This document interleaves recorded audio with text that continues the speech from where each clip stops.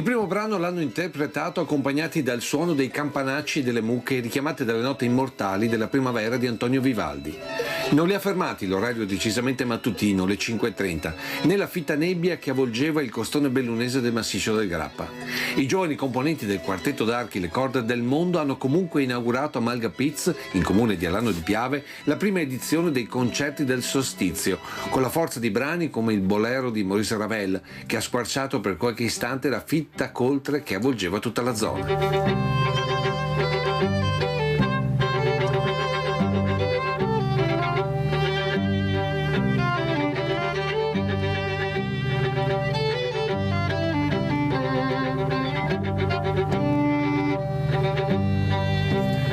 Un'esibizione dinanzi a un centinaio di amanti della montagna e della musica che li hanno seguiti nel loro percorso musicale ma anche fisico, che li ha portati dopo una colazione alpina dal costone che guarda il Piave alla piana tra il Monte Cesile e Cima Grappa. Qui a Malgamure il concerto di metà mattina con musiche che non ti aspetteresti da un quartetto d'archi.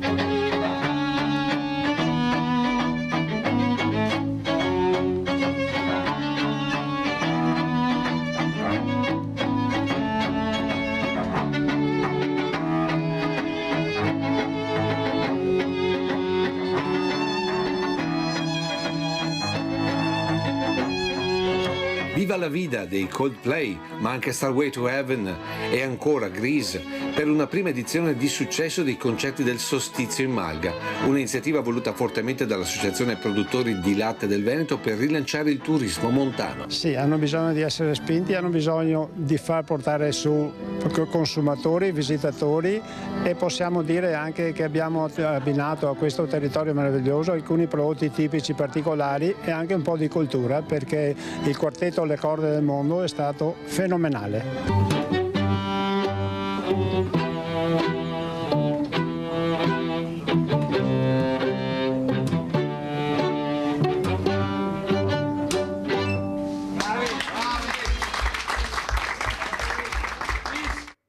I giovani non ci sono, ai giovani non interessa niente, e invece avete visto quasi tutte le mattine io vi faccio vedere dove sono i giovani, cosa fanno, quelli bravi, quelli che veramente hanno a cuore il territorio, l'ambiente, e noi li vediamo perché ci sono. Il problema è che ce li fanno vedere poco, ma Mirella ve li fa vedere, perché questa è la realtà.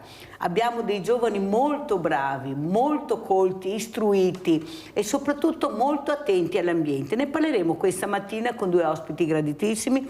Abbiamo in presenza il dottor Francesco Ferraresi, tecnico elaborazione dati, Dipartimento Scienze Storiche, Geografiche e dell'Antichità, e abbiamo anche Marco Turato, sindaco di Pederoba, terzo mandato. Buongiorno sindaco. Buongiorno a lei, buongiorno ai telespettatori. Ecco, quando parliamo di Pederoba anche là parliamo di un ambiente bellissimo, veramente, che bisogna cercare anche di capire cosa c'è nel territorio e andarli a visitare, perché forse grazie, sfortunatamente, ma grazie alla pandemia, i veneti hanno iniziato anche a girare il territorio, fortunatamente, e accorgersi delle bellezze che qualche turista fa chilometri, a migliaia per venirci a vedere. Noi li abbiamo fuori di casa e magari andiamo alle Seychelles, per carità, con tutto il rispetto che ho per le Seychelles, però abbiamo un territorio che tutti ci invidiano, però un territorio fragilissimo, dove quando metti la mano, specialmente la mano politica, devi stare molto attento, perché la fragilità è una cosa delicatissima.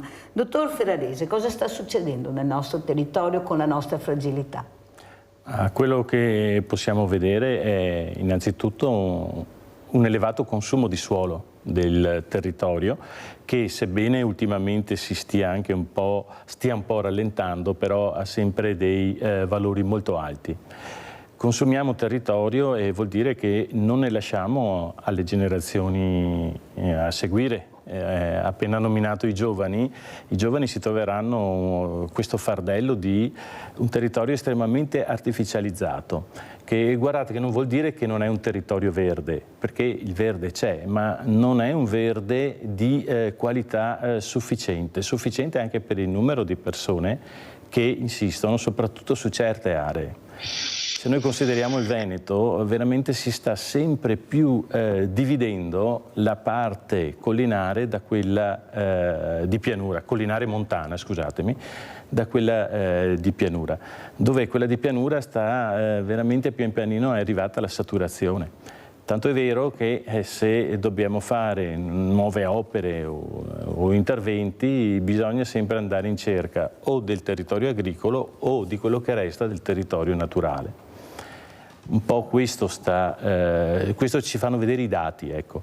Io appunto elaboro dati e nella mia esperienza di studio diacronico dell'evoluzione del territorio ho visto proprio questo, il consumo di suolo abbastanza elevato, questo sì. Sentiamo cosa ne pensa e come commenta il sindaco Marco Turato, anche lui su un territorio molto fragile. Prego sindaco. Beh, sono d'accordo con l'ospite che è in studio, perché l'acqua da qualche parte deve andare. Noi siamo stati toccati purtroppo nel recente passato da situazioni sgradevoli dal punto di vista idrogeologico e siamo stati costretti ad intervenire con massicci interventi dal punto di vista finanziario, grazie anche a dei contributi che abbiamo ricevuto sia dal Ministero dell'Ambiente che anche della Regione Veneto. Quello che succedeva 10 anni fa non sta più succedendo, cioè 10 anni fa non succedevano quelle catastrofi che ci troviamo di fronte ai giorni nostri e dobbiamo cercare di salvaguardare quelli che sono i nostri territori. Io, il mio comune è ai piedi del Monte Grappa, per cui potete immaginare le difficoltà a cui vado incontro, però diciamo che se fai degli investimenti mirati attraverso soluzioni tecnologiche che possono salvaguardare i nostri paesi, diciamo che possiamo parare il colpo, come si suol dire. Questo non basta, questo ci deve portare a essere più lungimiranti e cercare di salvaguardare quello che è il benessere ambientale del nostro paese, soprattutto attraverso quegli interventi che vanno finalizzati a salvaguardare appunto le nostre abitazioni e i nostri cittadini. Allora, lo dico sia al sindaco Turato che al dottor Ferrarese che sabato ho avuto ospite il dottor Nicola Dell'Acqua, commissario dell'emergenza idrica in Italia, in tutta Italia. E lui ha detto una cosa importante. Primo, che dobbiamo fare più comunicazione con il territorio, perciò con le persone che abitano. Ecco, specialmente i sindaci devono evitare, come si faceva una volta, diceva, con i comitati di quartiere, cioè parlare, spiegare perché viene fatta l'opera, a cosa serve, visto poi che quasi sempre i soldi sono anche nostri, ecco, perché bisogna informare di più. Non può essere calata un'opera nel territorio, specialmente un'opera di grandi dimensioni, se il territorio non è stato informato, che è la popolazione. Cosa ne pensa, sindaco? Beh, sono pienamente d'accordo con lei, cioè noi abbiamo il mandato dei cittadini di amministrare i nostri paesi, i nostri comuni. È chiaro che dobbiamo tenere sempre la porta aperta e comunicare loro ciò che è il nostro agire, ciò che è il nostro obiettivo, quello che riserva il futuro per loro, attraverso la comunicazione esattamente, cercando di coinvolgere in quelle che sono le scelte strategiche, non dico la lingua di asfalto, però quegli interventi importanti che riguardano il loro paese e soprattutto la loro salvaguardia. Io mi sono messo una stella polare che è la sicurezza a 360 gradi. La sicurezza idrogeologica è uno dei punti fermi a cui gli amministratori dovrebbero soffermarsi e cercare di finalizzare quelli che sono i nostri obiettivi. Allora, sentiamo anche cosa ne pensa il dottor Ferrarese di quello che ha detto il commissario Dell'Acqua. Allora sì, sono d'accordo, pienamente d'accordo con il sindaco che il sindaco stesso deve fare comunicazione, deve rendere edotti i propri cittadini e deve anche condividere con loro questo tipo di informazione. Detta però come mi ha riferito lei, Mirella, mi scusi, ma mi sembra che questa comunicazione di opere che magari vengono da più alto della rappresentanza del sindaco e devono essere illustrati dai sindaci, mi sembra un po' scaricare la patata bollente a loro. No, la comunicazione va fatta da tutti gli enti, da quelli che fanno le grandi programmazioni, in questo caso per il dissesto idrogeologico, e fino appunto al sindaco o altri commissari o altri presidenti di consorzi di bonifica e tutto. Cioè deve essere una comunicazione veramente molto ampia e a grande livello, insomma. E cosa volete? Dopo succede che arriva un'opera, viene calata su un territorio e gli si dà, diamo 15 giorni al comune, alle associazioni, ai comitati per controbattere, per fare le loro osservazioni. È pesante questa situazione, non si può chiamarla del tutto democratica, insomma, quando si vanno soprattutto a proporre degli interventi molto invasivi. Questo io lo trovo un po'... è che è un aspetto che senz'altro possiamo migliorare, questo sì. Dobbiamo veramente coinvolgere di più. Se abbiamo bisogno di tutta questa manutenzione del territorio, soprattutto con l'ottica nel futuro dei grandi cambiamenti climatici, guardate, noi qui abbiamo avuto un anno finora abbastanza piovoso, per non dire molto piovoso, eppure giugno è stato il mese più caldo in Europa in assoluto. Cosa c'è? Cosa vuol dire? Vuol dire che forse l'anno prossimo avremo una siccità incredibile.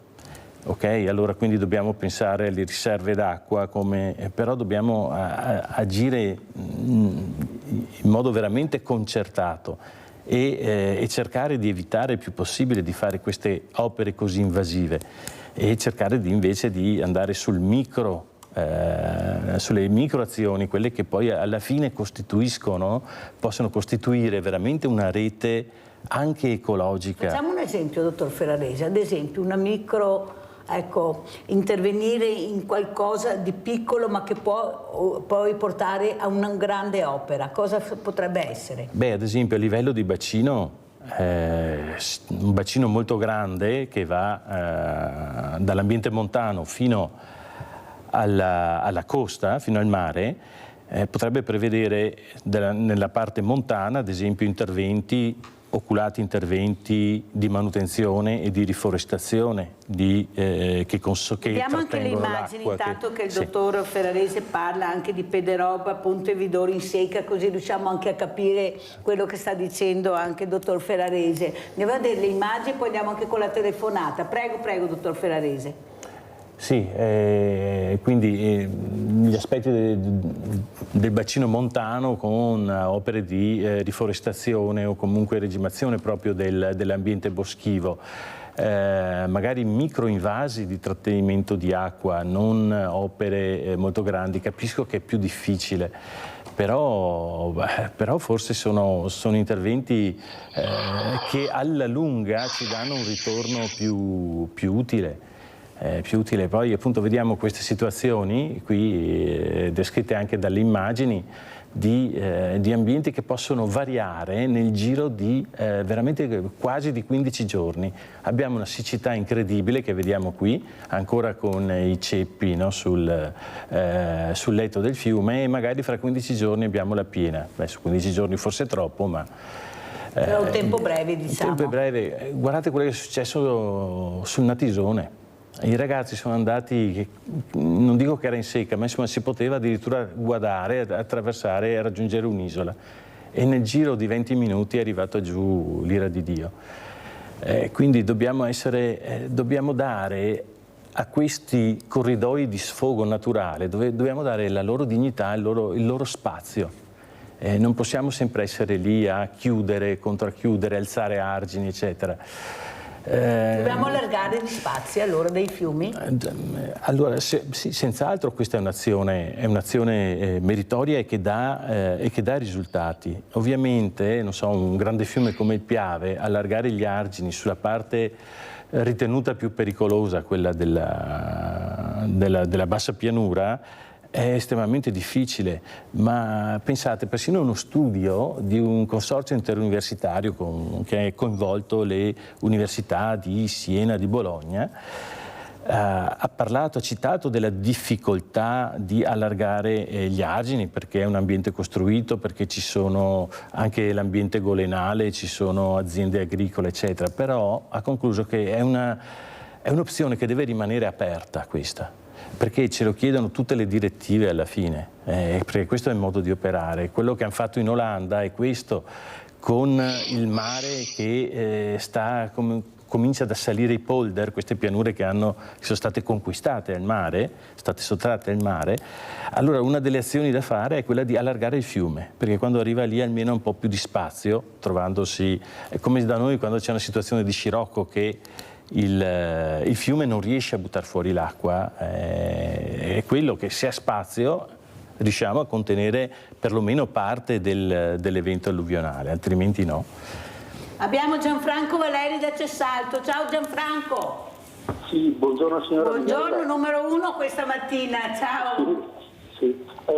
Buongiorno dottore e buongiorno signor Sindaco. Buongiorno. Ecco, mi rivolgo prima a lei dottore, ha detto del consumo del suolo, allora dobbiamo cambiare totalmente, dobbiamo andare in altezza. Al giorno d'oggi si possono costruire dei condomini che sono autosufficienti in tutto, già bisogna programmare adesso per questo tipo di non consumare più il suolo. Poi un'altra cosa, mi rivolgo a lei signor Sindaco, tante cose in Italia succedono perché si parla sempre di nuove opere, ma non si parla mai di manutenzione, perché la manutenzione è difficile da fare. Si immagini, basta una semplice buca sulla strada, basta lasciarla lì 4-5 giorni, lei vedrà una voragine. Allora secondo me lo Stato dovrebbe investire molto di più, dare molto di più nelle manutenzioni ai comuni, sia per avere del personale suo che può essere il pronto intervento, tappare la buca, cioè le manutenzioni è una cosa seria. Perché parlare sempre ma purtroppo tutta la politica, la manutenzione tutta, sinistra e destra, la manutenzione non porta voti solo progettare e fare cose nuove. Buongiorno e grazie, buon lavoro. Grazie a te Gianfranco, sentiamo come commenta il sindaco Marco Turato. Bisogna manutentare, bisogna veramente prevenire facendo manutenzione. Prego sindaco. Sono parzialmente d'accordo con il telespettatore, nel senso che la buca alle volte vado a coprire anche quelle che sono strade che non sono di mia competenza, tipo provinciali o regionali. Ma detto questo, la cosa fondamentale da capire, parlavamo di fiumi, laghi, eccetera. Consideriamo che la manutenzione del fiume, non per fare scarica a barile, ma è un dato di fatto, è a capo al Genio Civile. Io le faccio un piccolo esempio, no? Prima vedevamo i tronchi sul fiume Piave, io sono comune rivierasco del Piave, e le assicuro che quando c'è una piena c'è un campo sterminato di alberi abbattuti e quant'altro.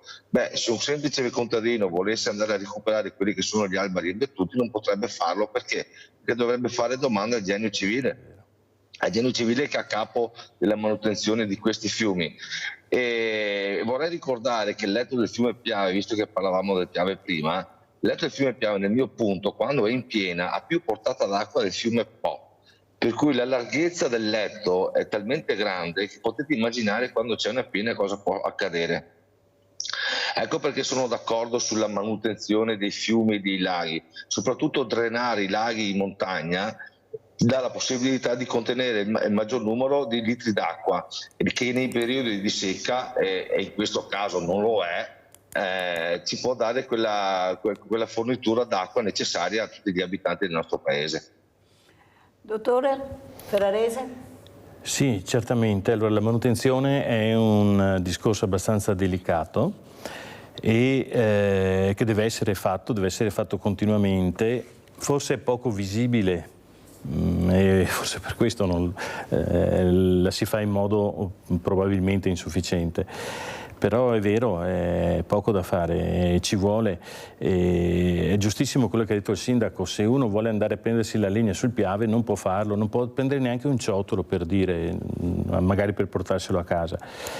Però cosa si fa? Magari si mandano ditte a fare pulizia, che tante volte si è visto, ad esempio le Grave di Ciano in parte hanno ancora, mi pare, i tronchi di vaia, perché non sono stati portati via quelli e sono stati tagliati magari alberi. Ci sono degli alberi nel Piave che veramente anche le piene maggiori fanno difficoltà a portare via. Attenzione, perché questi farebbero un lavoro di frenare la corrente. e non solo di ostacolo. In realtà la maggior parte di quei trasporti che dopo vediamo quando il fiume deposita i tronchi arrivano da molto più a monte, dagli smottamenti dei versanti. E quindi sì, bisogna veramente fare con oculatezza questo tipo di operazioni. Poi come si chiama, il nostro telespettatore ha parlato del costruire in altezza. Beh, può essere una delle soluzioni. Forse la soluzione principale potrebbe essere quella del recupero di gran parte del patrimonio edile che abbiamo praticamente vuoto. Non mi ricordo, scusatemi, ma all'incirca 10 anni fa le stime parlavano di un 25% del patrimonio edile del Veneto praticamente vuoto. E era un problema ad esempio per tanti piccoli centri storici che andavano un po' in degrado, che adesso sono stati molto recuperati, per fortuna c'è stata una controtendenza. Quindi in realtà ci sono anche soluzioni diverse. Il problema è riuscire poi a concertare tutte queste operazioni con un obiettivo ben preciso anche di tutela del territorio. Alla fine forse è quello che dovremmo mettere come obiettivo primo, non tanto l'arricchimento, il PIL che va su, ma quello della tutela del territorio. Io la vedo così, probabilmente sono viziato dal mio lavoro, lo capisco. Che è la passione anche del lavoro, che si sente, dottor Ferraresi. Abbiamo Nadia da Treviso, vai Nadia. Ciao Mirella, buongiorno Ciao. ai tuoi ospiti. Volevo chiedere al dottor Ferrarese che ci sono permessi e permessi. Allora io nel 2017 avevo chiesto col piano casa di poter costruire sul mio terreno una casetta. Metto che abito nell'ambito del Parco del Sile. Nel frattempo hanno fatto delle varianti, sicché io sono stata bloccata. Dopo mi vedo, dopo 2 anni, che mi costruiscono in linea d'aria 200 metri un distributore di benzina vicino al Sile. Allora mi sono chiesta, ci sono permessi a certa gente e permessi a certa gente no. Dopo adesso mi vedo in strada Ovest un altro supermercato a distanza di 200 metri di uno già esistente.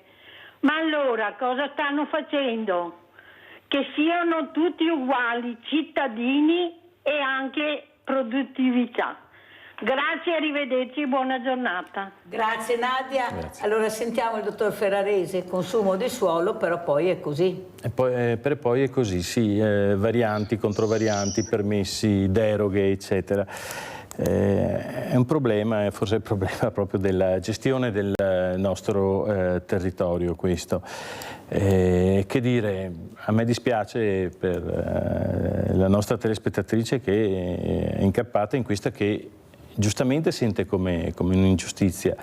Magari quello che per cui è stato bloccato il suo desiderio di intervento aveva una motivazione giusta, ma quello che è successo 200 metri e più in là non poteva valere lo stesso metro, o eravamo già fuori di un'area del Sile? Non conosco il caso, bisognerebbe conoscerlo. No, glielo dico io, proprio Parco Sile, tutte e due.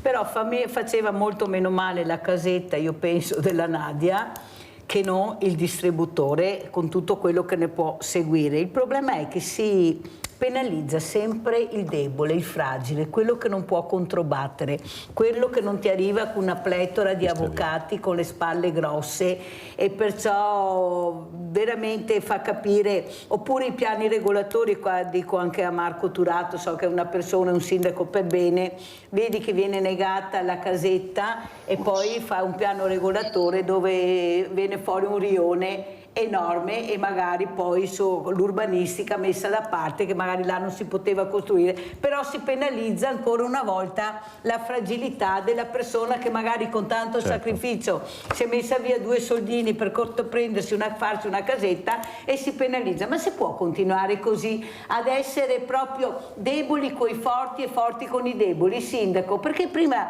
il dottor Ferraresi diceva una cosa importante: non è solo il sindaco, i sindaci che devono prendersi questo onere di informare, ma devono essere tutti gli enti. Sì, ma dottor Ferraresi, gli enti non è che possiamo arrivarci noi, perché non siamo invitati a questi tavoli. A questi tavoli partecipano i sindaci o i presidenti di provincia, così funziona, e poi a loro volta, se hanno piacere e voglia, informano. Perciò io penso che ci sia una volontà proprio di tenere fuori il popolo. Il popolo non arriva anche quando va a Roma, al massimo ne passa uno se lo fanno entrare, il resto rimane nella piazza fuori a reclamare. Allora, sindaco Turato, non sarebbe anche tempo che ci fossero anche dei rappresentanti, come appunto quando c'erano questi quartieri che erano molto importanti, poi siccome qualcuno aveva il coraggio di dire no a quell'opera perché magari era anche preparato, hanno eliminato tutto, perciò via tutti i quartieri, che era la voce del popolo, del cittadino. Cosa ne pensa, sindaco? Ma guardi, per quel che mi riguarda, sfonda una porta aperta. Perché io dico sempre, se il popolo l'unica arma che ha a disposizione è il voto, facciamo l'esempio dei nostri rappresentanti giù a Roma, bravi o meno bravi siano, però dovrebbero essere eletti direttamente dai cittadini e non calati dall'alto. Perché la mia arma è il voto, io voglio essere rappresentato da Tizio, se Tizio è talmente bravo a raccogliere i voti necessari va giù a Roma, che venga nominato dai poteri politici romani. Non so se mi spiego, cioè l'elezione diretta dei nostri rappresentanti è la pietra fondante di quella che secondo me è la democrazia. Se poi ti sei comportato male, fra 5 anni ti mando a casa, punto. Non sono i partiti che devono eleggere i nostri rappresentanti, ma siamo noi cittadini a doverlo fare, come succede con i sindaci e come succede con i rappresentanti regionali.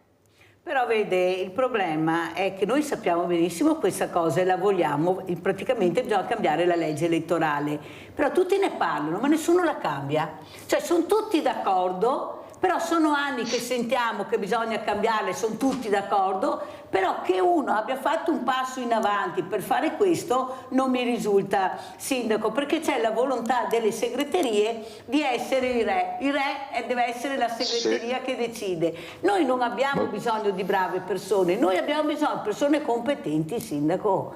Noi dobbiamo mandare in Europa persone competenti, perché là ci sono i soldi e arrivano i progetti, e se tu è inutile prendersela con l'Europa, perché noi siamo sempre stati in Europa, solo che avevamo delle persone che secondo me non erano all'altezza, perché i progetti non sono stati approvati e sono là. Non è il sindaco che deve portare il progetto, sono queste persone pagate a 20.000 euro al mese, 20.000 euro al mese, con questa squadra che hanno, perché non sono da soli, che devono firmare e portare avanti i progetti. Com'è possibile che viene bocciato con i fondi del PNRR un asilo che fa del bene alla comunità? Perché qualcuno non si è interessato. Allora capisce, sindaco, che è inutile che la giriamo finché le segreterie vogliono fare il re, perché così continua, noi non andremo da nessuna parte. E perché ho detto i sindaci? Perché è l'unico punto di riferimento che hanno i cittadini. Dove vanno i cittadini? Vanno dal sindaco, poveretti, è l'unica porta aperta che trovano. Ma vi rendete conto che ci sono consiglieri e assessori regionali che non rispondono neppure alle mail?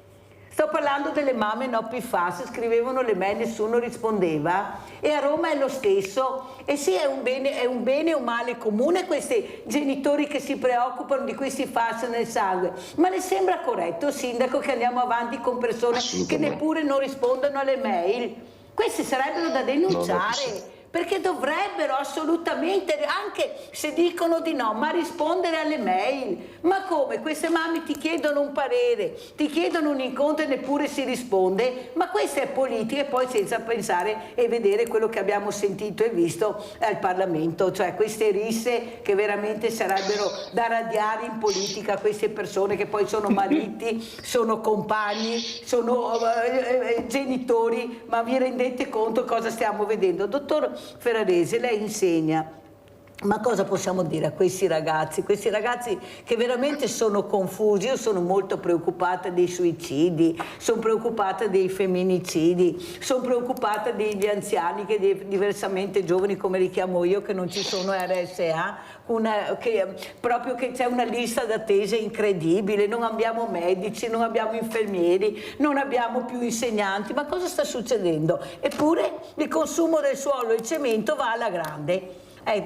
Tanti soldi in tasca di pochi ai danni di molti che siamo noi, purtroppo, che non possiamo difenderci se non abbiamo il sindaco che ci difende. Prego, dottor Ferrarese. Sì, ritorniamo a proposito del fatto che non si risponde anche alle mail. Anche questo è un problema di comunicazione che è strano, è forte quello che ha detto, che non rispondono neppure alle mail, ma come con tutta l'attenzione che abbiamo oggi verso la comunicazione. È veramente un caposaldo la comunicazione, anche dico veramente ai giovani che sono così abili con i social network che io non uso, ad esempio. Parlate tra di voi, incontratevi, scrivetevi e fate sentire la vostra voce. Questo io vorrei dire ai giovani, e cercate di capire i valori fondanti anche della vostra vita, di quella che sarà la vostra vita, che non è solo il divertimento, il consumo di divertimento, ma guardate anche il nostro turismo, che in alcuni casi sta diventando un divertimentificio. Siti per fare sport estremi, prove estreme, si butta giù boschi per fare piste, per fare cose. Cercate, se devo dire, fare un appello ai giovani è questo: prendete in mano il vostro futuro, il vostro territorio anche, e cercate di fare sentire la vostra voce senza paura. Ecco, adesso sentiamo invece la voce di Giulia, questa diversamente giovane, molto cara a Mirella e a tutti noi di Sveglia Veneti. Vai Giulia. Mirella, ciao, ti ringrazio dello spazio che ci dai. Buongiorno a tutti e anche ai tuoi cari ospiti che hai là. Allora Mirella, volevo dire, Mirella, sì, fino adesso mi hai sentita, sì? Sì. Volevo dire, Mirella, che guarda, sabato sera ho visto il film della grande Tina Anselmi, l'onorevole, e prima era una partigiana, Mirella. E cosa non ha fatto Mirella per le ragazze, per farle studiare, per fargli avere i loro diritti? Era anche una sindacalista, oltretutto, faceva di tutto del bene. Allora Mirella, io vorrei dire ai politici di guardare l'esempio della grande Tina Anselmi. Pensa che mia mamma, Mirella, era innamorata della Tina Anselmi. Mia mamma era una democratica e non ti dico quando la vedeva, non so. E adesso che hai nominato anche le mamme PFAS, Mirella, ci vorrebbe il tempo della grande Tina Anselmi, perché lei non passava il cerino, faceva. Basta vedere la sanità che livelli l'aveva portata. Adesso Mirella, perché adesso girano anche tanti soldi. Sì. Allora Mirella, volevo dirti che lei, quando ha finito di star là, lei ha detto, gli hanno chiesto adesso cosa fa. Me ne ritorno a Castelfranco, ha detto. Non è come questi qua, Mirella, che dopo 20 anni, 30 anni non vogliono più andare via, Mirella. Ecco, perché bisogna proprio girare, Mirella, mettere gente giovane, perché ce ne sono tanti di bravi giovani, e non quelli che vogliono star là, non vogliono andare via, neanche se sono indagati, anche chiamati a rispondere che la ministra là, che è una cosa vergognosa. Mirella, ti ringrazio tanto, ti ringrazio per tutto quello che fai. E vi auguro a tutti una buona giornata. Grazie, ciao, cara Mirella. Giulia, anche a te, cara Giulia, anche a te. Allora, Sindaco Turato, io ho avuto anche ospite proprio venerdì il sindaco di Jesolo, Christopher De Zottis, il quale ha detto che è stanco di portare via tutti i rifiuti che arrivano sulla spiaggia dei comuni rivieraschi. Adesso vuole fare un incontro con tutti i comuni perché è impossibile recuperare tutto quel materiale e portarlo via a proprie spese, nel senso che è lui che deve pagare e se paga lui pagano i cittadini. Bisogna trovare una soluzione, perché ha fatto adesso, non mi ricordo la quantità che ha detto, di macerie, di alberi, di tutto che è arrivato nella spiaggia, non è più possibile continuare così. Ma allora, se andiamo a vedere tutti questi rifiuti, e lo dico anche al dottor Ferrarese, ci saranno dei punti da dove partono questi rifiuti e là perché non è stata fatta abbastanza manutenzione, perché se poi vediamo cosa arriva vuol dire che qualcuno non ha pulito. Ma la mia domanda è questa, ma allora tutti questi consorzi che paghiamo, che tutti fanno il loro dovere, tutti puliscono, tutti sono bravissimi e poi il sindaco De Zottis, io non ce la faccio più a pagare e portare via tutti questi rifiuti. Cioè, come dice Giulia, c'è sempre il solito che passa il cerino, la colpa non è mia, qualcuno vuole vedere che è sempre colpa nostra, che siamo noi che mettiamo questi rifiuti. Cosa dice il sindaco? Non sarebbe tempo di fare un bel tavolo e di vedere chi fa cosa, visto che questi controllori che dovrebbero esserci, che sono pagati, qualcuno facesse un po' di più il proprio dovere? Ma guardi, io sono stufo di raccogliere i rifiuti abbandonati in giro per il territorio. Lei non si rende conto di cosa io trovo nel mio paese abbandonato tra i boschi, camionate, vagonate di svuotamenti di cantine, no? Abbandonati in mezzo ai boschi, e dopo chi è che paga? Paga Polenta, perché è così la realtà. Io pulisco ma dopo pagano i cittadini. L'anno scorso a portare via i sacchi abbandonati sulle strade, sui fossi. Sì, ma sindaco, non passi il cerino, questo lo sappiamo. Io sto parlando di questi tronchi che arrivano nelle spiagge, anche giganteschi, sono di una quantità incredibile, da non credere, ha detto il sindaco. Allora ci sarà pure un punto da dove partono questi tronchi che non vengono puliti. Ma torniamo al discorso di prima, è il genio civile che deve farsi carico di ciò. È finalmente che l'ha detto. Il genio civile dovrebbe pulire oppure mandare a vedere come funziona. Chiaro, ma è ovvio. Basta vedere il ponte, io il ponte di Vidor mio qua, ieri ho visto il ponte a Ponte del Piave, se vedessi cosa c'è sul ponte appoggiato all'infrastruttura, lei prende paura, perché se viene piena, quella è una diga naturale. O si mettono in testa che devono manutentare continuamente per la salvaguardia soprattutto della cittadinanza, ma anche per il discorso che faceva il sindaco di Jesolo, è ovvio che bisogna mandare gente a pulire e portare via tronchi. C'è la fila che vuole portarsi via questi benedetti tronchi, questi benedetti alberi abbattuti. Facciamolo, basta, fanno business, ok. Importante che sia salvaguardata il mio territorio, che abbiamo salvaguardato il territorio rivierasco, e tutti sono felici e contenti.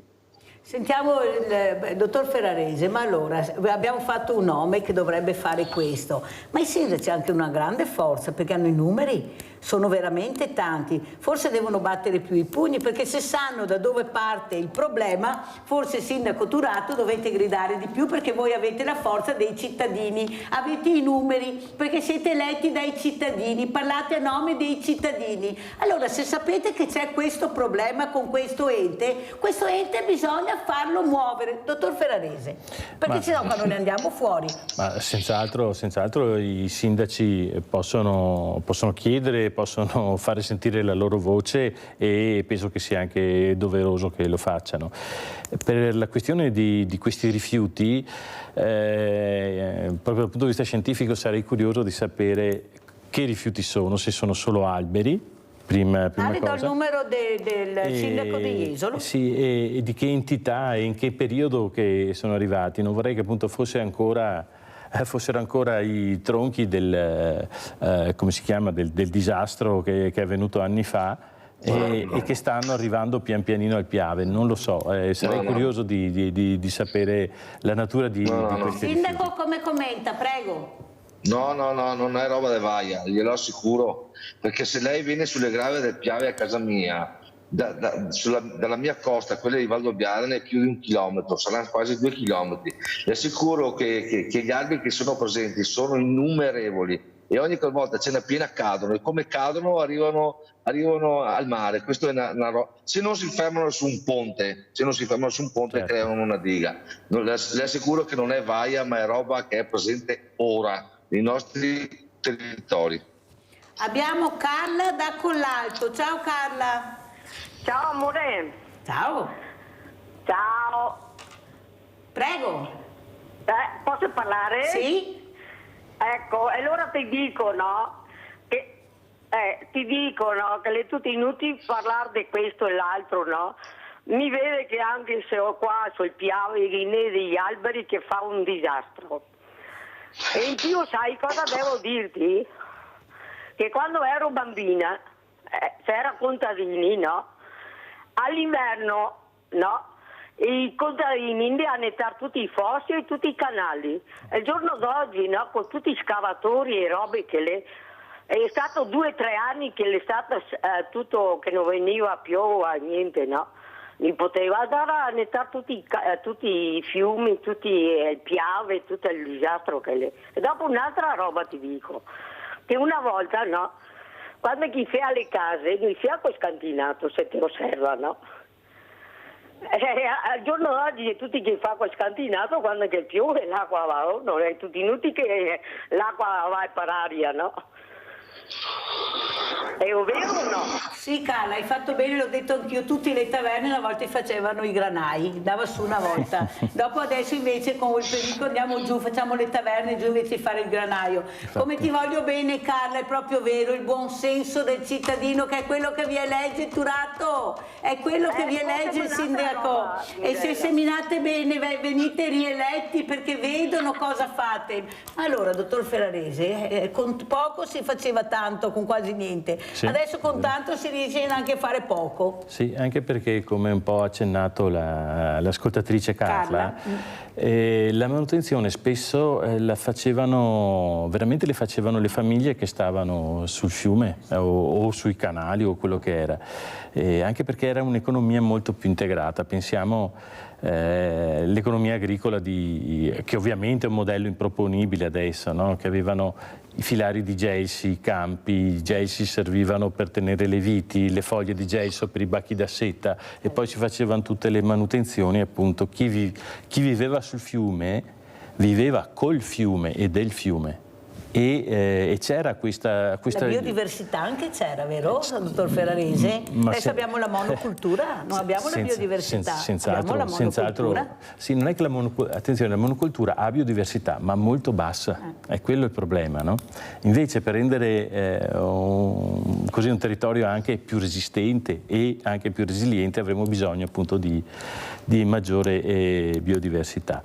Se il problema sono gli alberi, e come diceva giustamente il sindaco che vede, che fa da sentinella, che vede lì che crescono e poi vengono portati via, allora bisogna sì intervenire in quel modo là, se quello è il problema.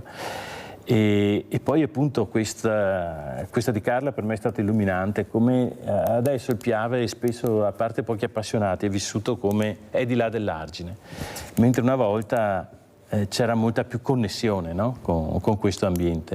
E questo dico il Piave, ma ogni fiume è un po' così, insomma, a parte qualche appassionato appunto, ma pensiamo che c'erano, parlo sempre dell'ambiente delle grave, Ciottoloso, che c'erano le persone che andavano a raccogliere, a selezionare i ciottoli per fare la calce. I carioti, mi pare si chiamano. O i sassi del Piave, i famosi sassi del Piave per fare i pavimenti. Sono diventati, una volta era pietra di costruzione, adesso è solo motivo ornamentale, no? Ma per dire che c'era molta più connessione, quindi vivendo molto più col fiume, sapendolo ascoltare, conoscendo di più la sua dinamica, ci si rapportava in un modo più sostenibile, non trovo altro termine. Si può dire rispetto? Certo, si può dire rispetto, che è un rispetto poi reciproco alla fine, no? Perché non abusare della struttura, in questo caso del fiume o del bosco, vuol dire appunto avere intanto più risorse per noi e più conoscenza anche, quella conoscenza che un po' stiamo perdendo, che era la conoscenza dei ritmi della natura, di quello che si poteva fare, non quello che adesso sembra si possa fare tutto. Cioè il ritmo lento della natura, ma se la tocchi male diventa non più lento, ma diventa molto rock e fa veramente male. Pubblicità.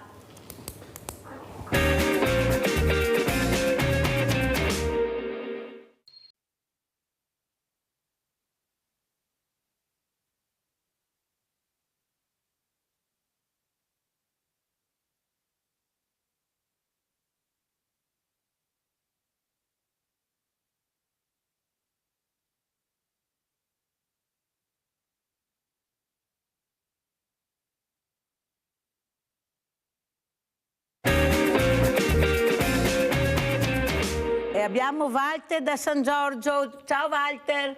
Buongiorno. Prego. Buongiorno. Buongiorno. Allora, vorrei dare ragione al sindaco, sì, per carità, però sono loro che sbagliano. Perché? Vai. Allora, è il sindaco che sbaglia, non solo quello. Tutti i sindaci sbagliano. Perché i sindaci non hanno competenza sulle acque del Brenta, del Piave e via di seguito. La competenza è del genio civile e della forestale.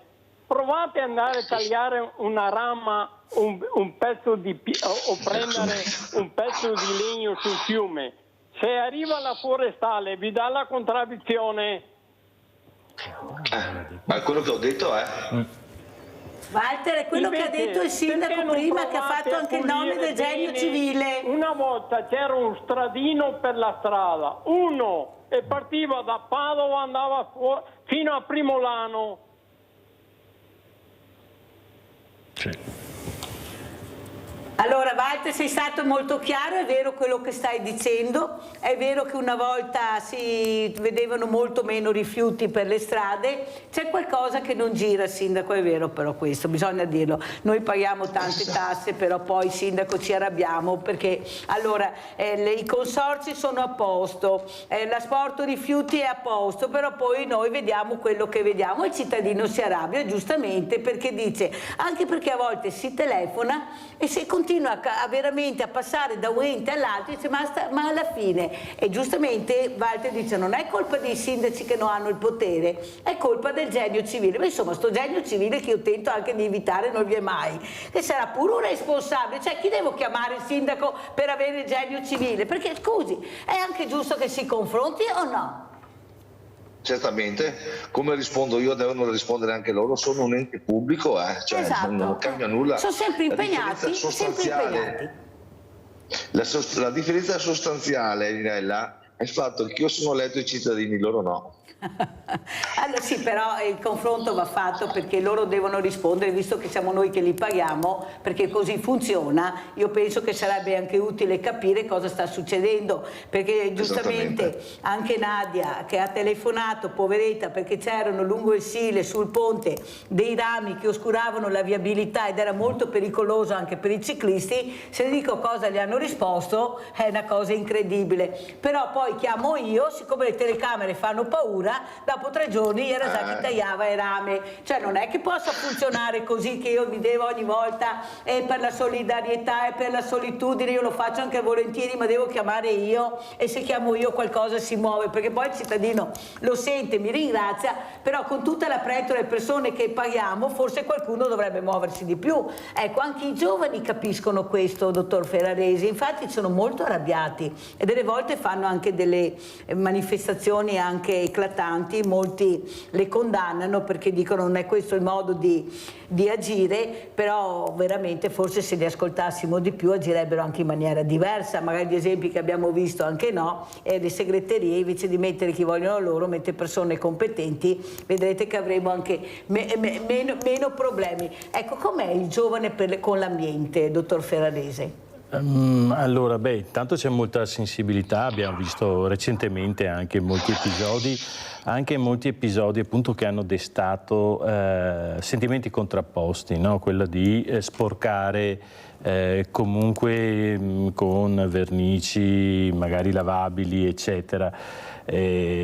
Ma un'azione per avere per richiamare l'attenzione. Questo è ben copare.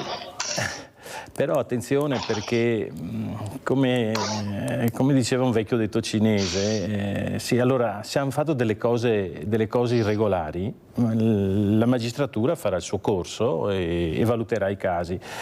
Ma quando uno ti mostra la luna, ti indica la luna, e fermarsi a guardare il dito è un po' da stolto. Cioè, i problemi che indicano sono reali, o perlomeno li sentono.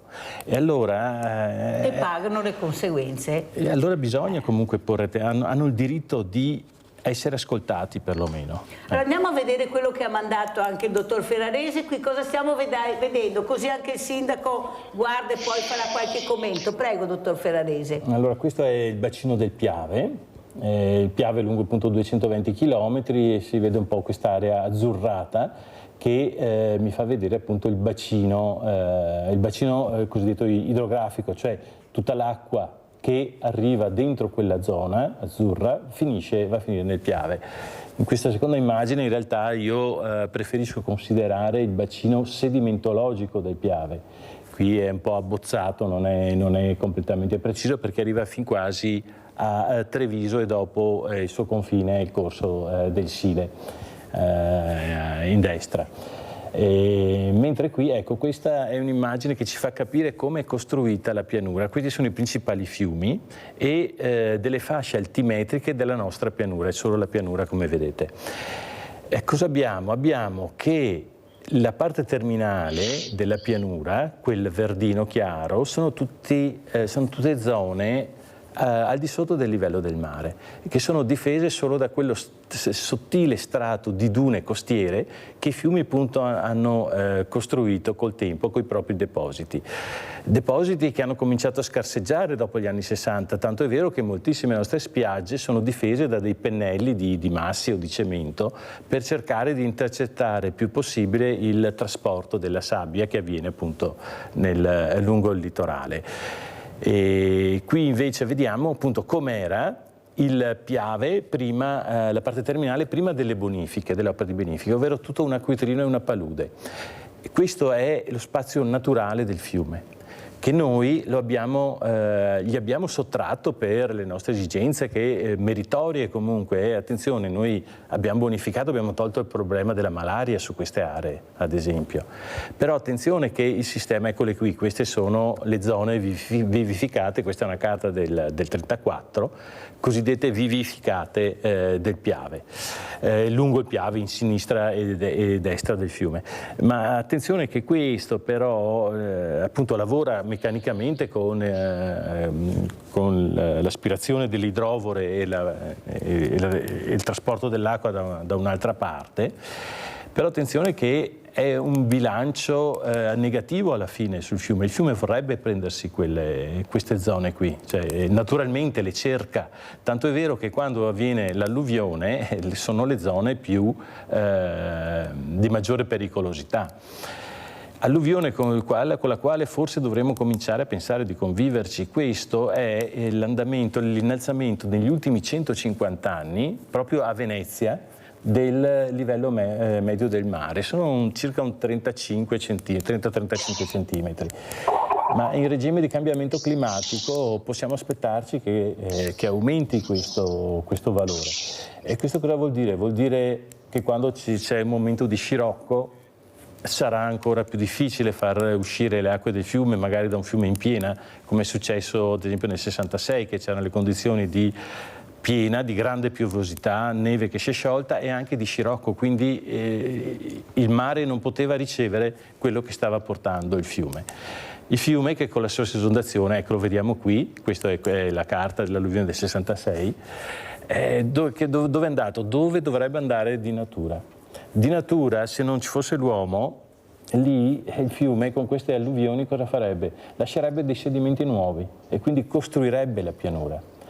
È un processo dinamico, ma ancora molto efficace, ancora molto forte, voglio dire, e che noi forse ci illudiamo di poter interrompere per sempre. Questo, vabbè. Ecco, qui una penultima anzi, slide, che sono le aree riconosciute come Natura 2000 nel Veneto. Non è messo male il Veneto, ma vedete la differenza tra le parti montane e collinari e la parte di pianura, che sulla pianura c'è qualche linea che è data dai fiumi, un po' di Alto Brenta, un po' di Sile e un po' di Alto Piave, Alto Medio Piave. La parte terminale ha solo qualche zona costiera. Pensate che il Piave arriva ad avere zone Natura 2000 fino a poco a monte di Ponte di Piave, dopo c'ha la Laguna del Mort, che comunque è in sofferenza anche quella, purtroppo. Ecco, a proposito di comunicazione, guardate, questi sono i cartelli che comunemente troviamo nel nostro territorio, no? Zone UNESCO, eccetera, persino il percorso dal Sacro al Prosecco in zona Vidor. E quindi vedete quanta attenzione, che marketing, per non dire che marchette, no, sul territorio. Guardiamo invece quella successiva, per piacere, che ci fa vedere invece, ecco, questi sono i segnali di Natura 2000. Natura 2000 dal punto di vista turistico poteva essere, con un'adeguata informazione, con un'adeguata comunicazione, poteva essere veramente portata quasi ai livelli UNESCO.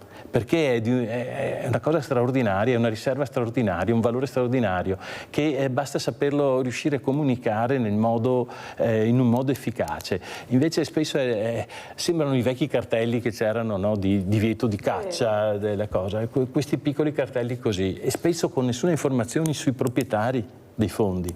E quindi questa legge calata così, senza spiegazione. Ma abbiamo gli altri. Dottor Ferraresi, ha visto gli altri cartelli marrone che vediamo a destra? È un po' questo allora, vanno benissimo quelli di prima, vanno benissimo questi cartelli, è giusto fare promozione del proprio territorio. Però anche questi non sono per niente male, Esatto, però ci sono anche altri aspetti su cui potremmo veramente, o forse in cui dobbiamo impegnarci di più, no? Nella promozione di altri aspetti del territorio, non solo di quelli che possono, perché sentiremo possono anche diventare il sindaco Turato come commenta questi cartelli, magari un bel incontro anche da lei, sindaco, ecco, per capire tutti assieme.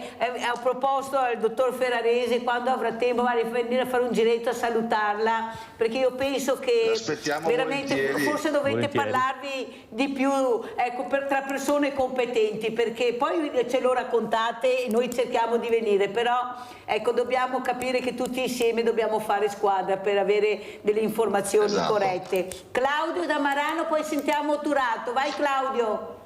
Sì, a noi sembra di capire che i fiumi italiani sono gestiti in un modo irresponsabile, proprio irresponsabile, perché nel momento in cui si fa una legge dove un contadino non può andare a prendersi del legname che sta ostruendo un torrente, non la vedo una legge fatta a favore della logica, della ragione. È una legge contraria alla ragione.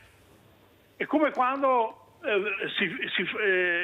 per esempio, io ho detto più volte che se dovete fare le casse di espansione, penso non sia l'unico caso, ci sono zone dove negli anni 60-70 venivano utilizzati, lì nel Piave, venivano utilizzate come discariche di materiali di riporto. Per esempio sto parlando della discarica che c'era a Ponte delle Alpi e che c'è ancora sotto Allora, se ci sono queste grosse piene che vengono giù, prima o dopo quei rovinarsi probabilmente quello che è stato asportato dalle rovine di Longarone è finita nella discarica di Ponte delle Alpi. Se voi diciamo le case, i rovinassi, i cementizi, no? Tra un po' vi troverete qui i cementizi giù lungo il Piave. Andate a fare la cassa di espansione là dove c'era questa discarica, portate via diciamo così, quello che era spazzatura, che adesso nei nostri giorni non diventa più spazzatura, perché quei rovinacci che sono stati messi là vengono tritati e vengono messi come fondo stradale. Allora fate una bella cassa di espansione al Ponte delle Alpi, sopra l'aeroporto, lì nella zona dell'aeroporto, e voi in più togliete sta discarica, togliete un problema che potrete avere. Cioè bisogna gestire i torrenti con la logica, non con le leggi assurde. Non capisco mica come mai hanno messo mano alle leggi elettorali come vogliono, però quando c'è da mettere a mano a una legge che provoca danni ai cittadini, perché se il fiume si ostruisce provoca danni, sembra che ci voglia il Padre Eterno che arriva dalla Luna. Grazie Claudio, devo salutarti perché il sindaco ci deve lasciare. Grazie Claudio, come ci saluta il sindaco Turato? Vi saluto intanto ringraziandovi per la sensibilità che avete dimostrato in tal senso, toccando argomenti che secondo me sono fondamentali per il benessere di tutti quanti, che è la salvaguardia di noi stessi e dei nostri paesi. Augurandomi di incontrarvi presto nel mio territorio, così da far vedere anche al suo ospite cosa può regalare la Pedemontana del Grappa e il fiume Piave. Grazie sindaco, grazie veramente. Sentiamo come ci saluta il dottor Francesco Ferraresi, come commenta le parole di Claudio da Marano Vicentino. Sì, allora intanto grazie al sindaco dell'invito, che accetto volentieri e spero presto di poter venire. Pederoba la conosco comunque, ho avuto un amico lì per molto tempo. E allora Claudio, sì, è vero, ci sono certi siti che verrebbe anche quasi automatico pensare perché lì non lo usiamo in un modo diverso, eccetera. Ora qui la competenza però spetta a altre discipline, non solo la mia fa un po' sintesi, cerca di fare sintesi tra tutte quelle che conoscono, e badate bene che non abbiamo mai tutte le variabili sotto controllo, c'è sempre l'imponderabile in ogni campo. E quindi, però sì, almeno mettere la discussione, fare la proposta, questo senz'altro, sono assolutamente d'accordo con Claudio, anche perché una discarica non è bella. E l'aumento di scavare ghiaia, questi scavatori che è passata la legge in regione, lei è d'accordo? Allora, quando ho letto, insomma, non posso dire di essere stato contento, questo no, perché appunto anche qui sembra che aprano un sito nuovo tra Povegliano e Arcade, e questo è consumo di suolo. Ora, lasciare la pianura trevigiana, che è di una bellezza incredibile, nonostante la slide che abbiamo visto. Ma sì, certo, anzi forse fa parte anche del momento storico, però con tutte queste opere così che vanno in profondità, a me francamente non piace. Sì, porteranno benessere economico, però non c'è solo quello, insomma. Allora noi ringraziamo Grazie. il dottor Francesco Ferraresi, tecnico elaborazione dati, Dipartimento Scienze Storiche e Geografiche dell'Antichità, è stato con noi. Grazie ancora al sindaco Marco Turato, sindaco di Pederoba. Grazie, pubblicità.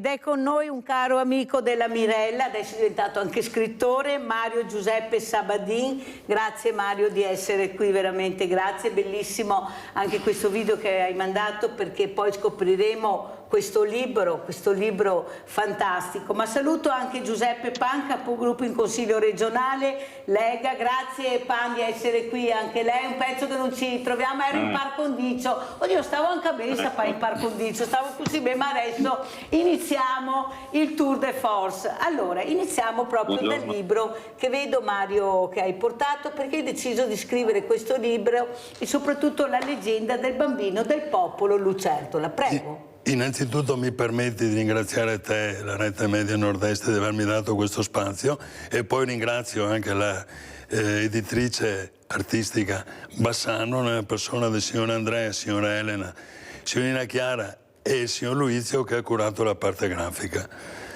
Ho deciso 10-15 anni fa, avevo in mente di fare questo libro qua, perché leggevo qualcosa sui draghi e sull'immaginario collettivo che hanno i draghi, appunto, per noi.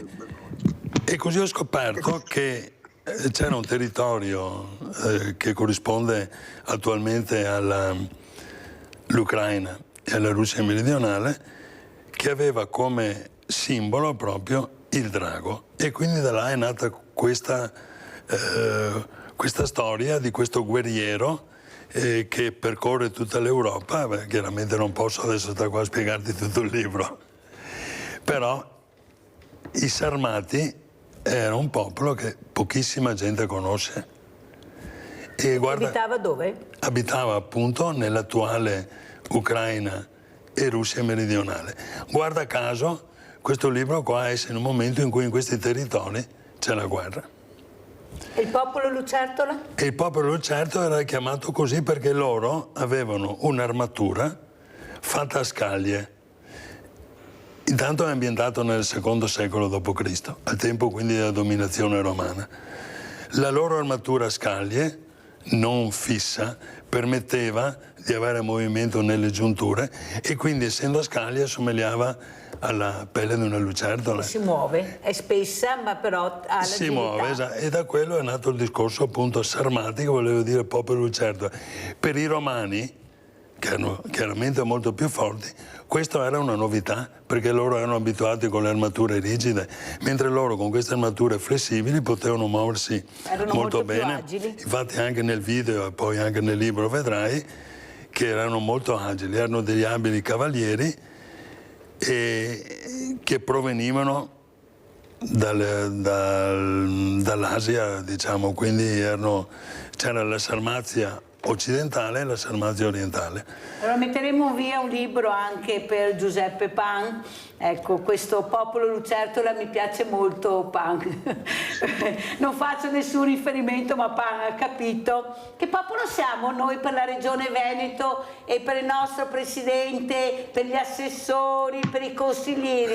Che nome abbiamo noi? Che popolo siamo, Pan? Noi siamo i Veneti, dai, quindi forse siamo anche più antichi forse di questi qui che arrivano da quel popolo lì, il popolo del Lucertola, no? Siamo qui da più di 3500 anni prima di Cristo, quindi dai, abbiamo una lunga storia anche noi come Veneti, quindi non possiamo lamentarci della nostra storia, delle nostre origini, anche se tanti non le conoscono, perché poi se andiamo a vedere i paleoveneti, noi siamo partiti allora nei luoghi della Pedemontana, da est, quindi c'è una grande presenza di un popolo tra l'altro molto legato con l'Europa dell'est, perché poi commerciavano l'ambra, allevavano i cavalli, tutti i cavalli degli eserciti romani erano allevati in Veneto. Noi siamo stato sempre un popolo molto legato a questo tipo di funzione quasi agricola, diciamo, di allevamento dei cavalli. I cavalli veneti erano famosissimi all'epoca, adesso abbiamo un po' perso tutte queste cose, adesso siamo diventati moderni, industriosi su tante situazioni, quindi è cambiato molto, diciamo, prossimo qui da 6.000 anni, dai, non è poco.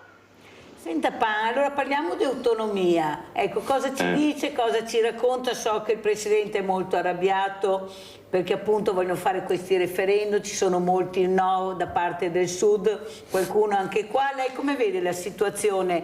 Perché sarà anche una guerra da vincere con tante battaglie. Ecco, si è fatto un passo in avanti, però ce n'è di strada da fare, specialmente a incontrare questi presidenti di regione che non ne vogliono sentire parlare di autonomia, compresi i partiti, di opposizione specialmente. Ma abbiamo dimostrato che con l'autonomia intanto chi viola veramente l'autonomia siamo in pochi, siamo noi, i Veneti, la Lombardia, forse il Piemonte, quindi le regioni del nord. Noi abbiamo contro questa legge quasi tutti, dai vescovi al partito meridionalista come lo chiamo io, perché è un po' trasversale.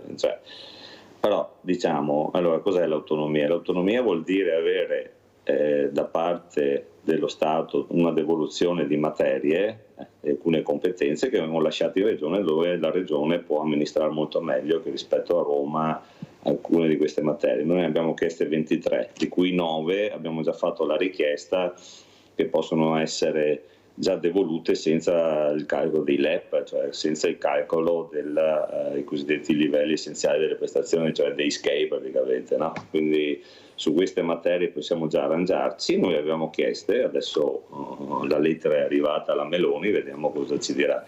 È chiaro che tutti hanno paura di noi perché per tanti anni, per tanti decenni, noi siamo stata la vacca da mungere da queste parti, no? La gallina delle uova d'oro, quindi rinunciare a tutto quello che noi abbiamo dato allo Stato è per loro comunque una grande paura. Io penso che invece l'autonomia non è questo.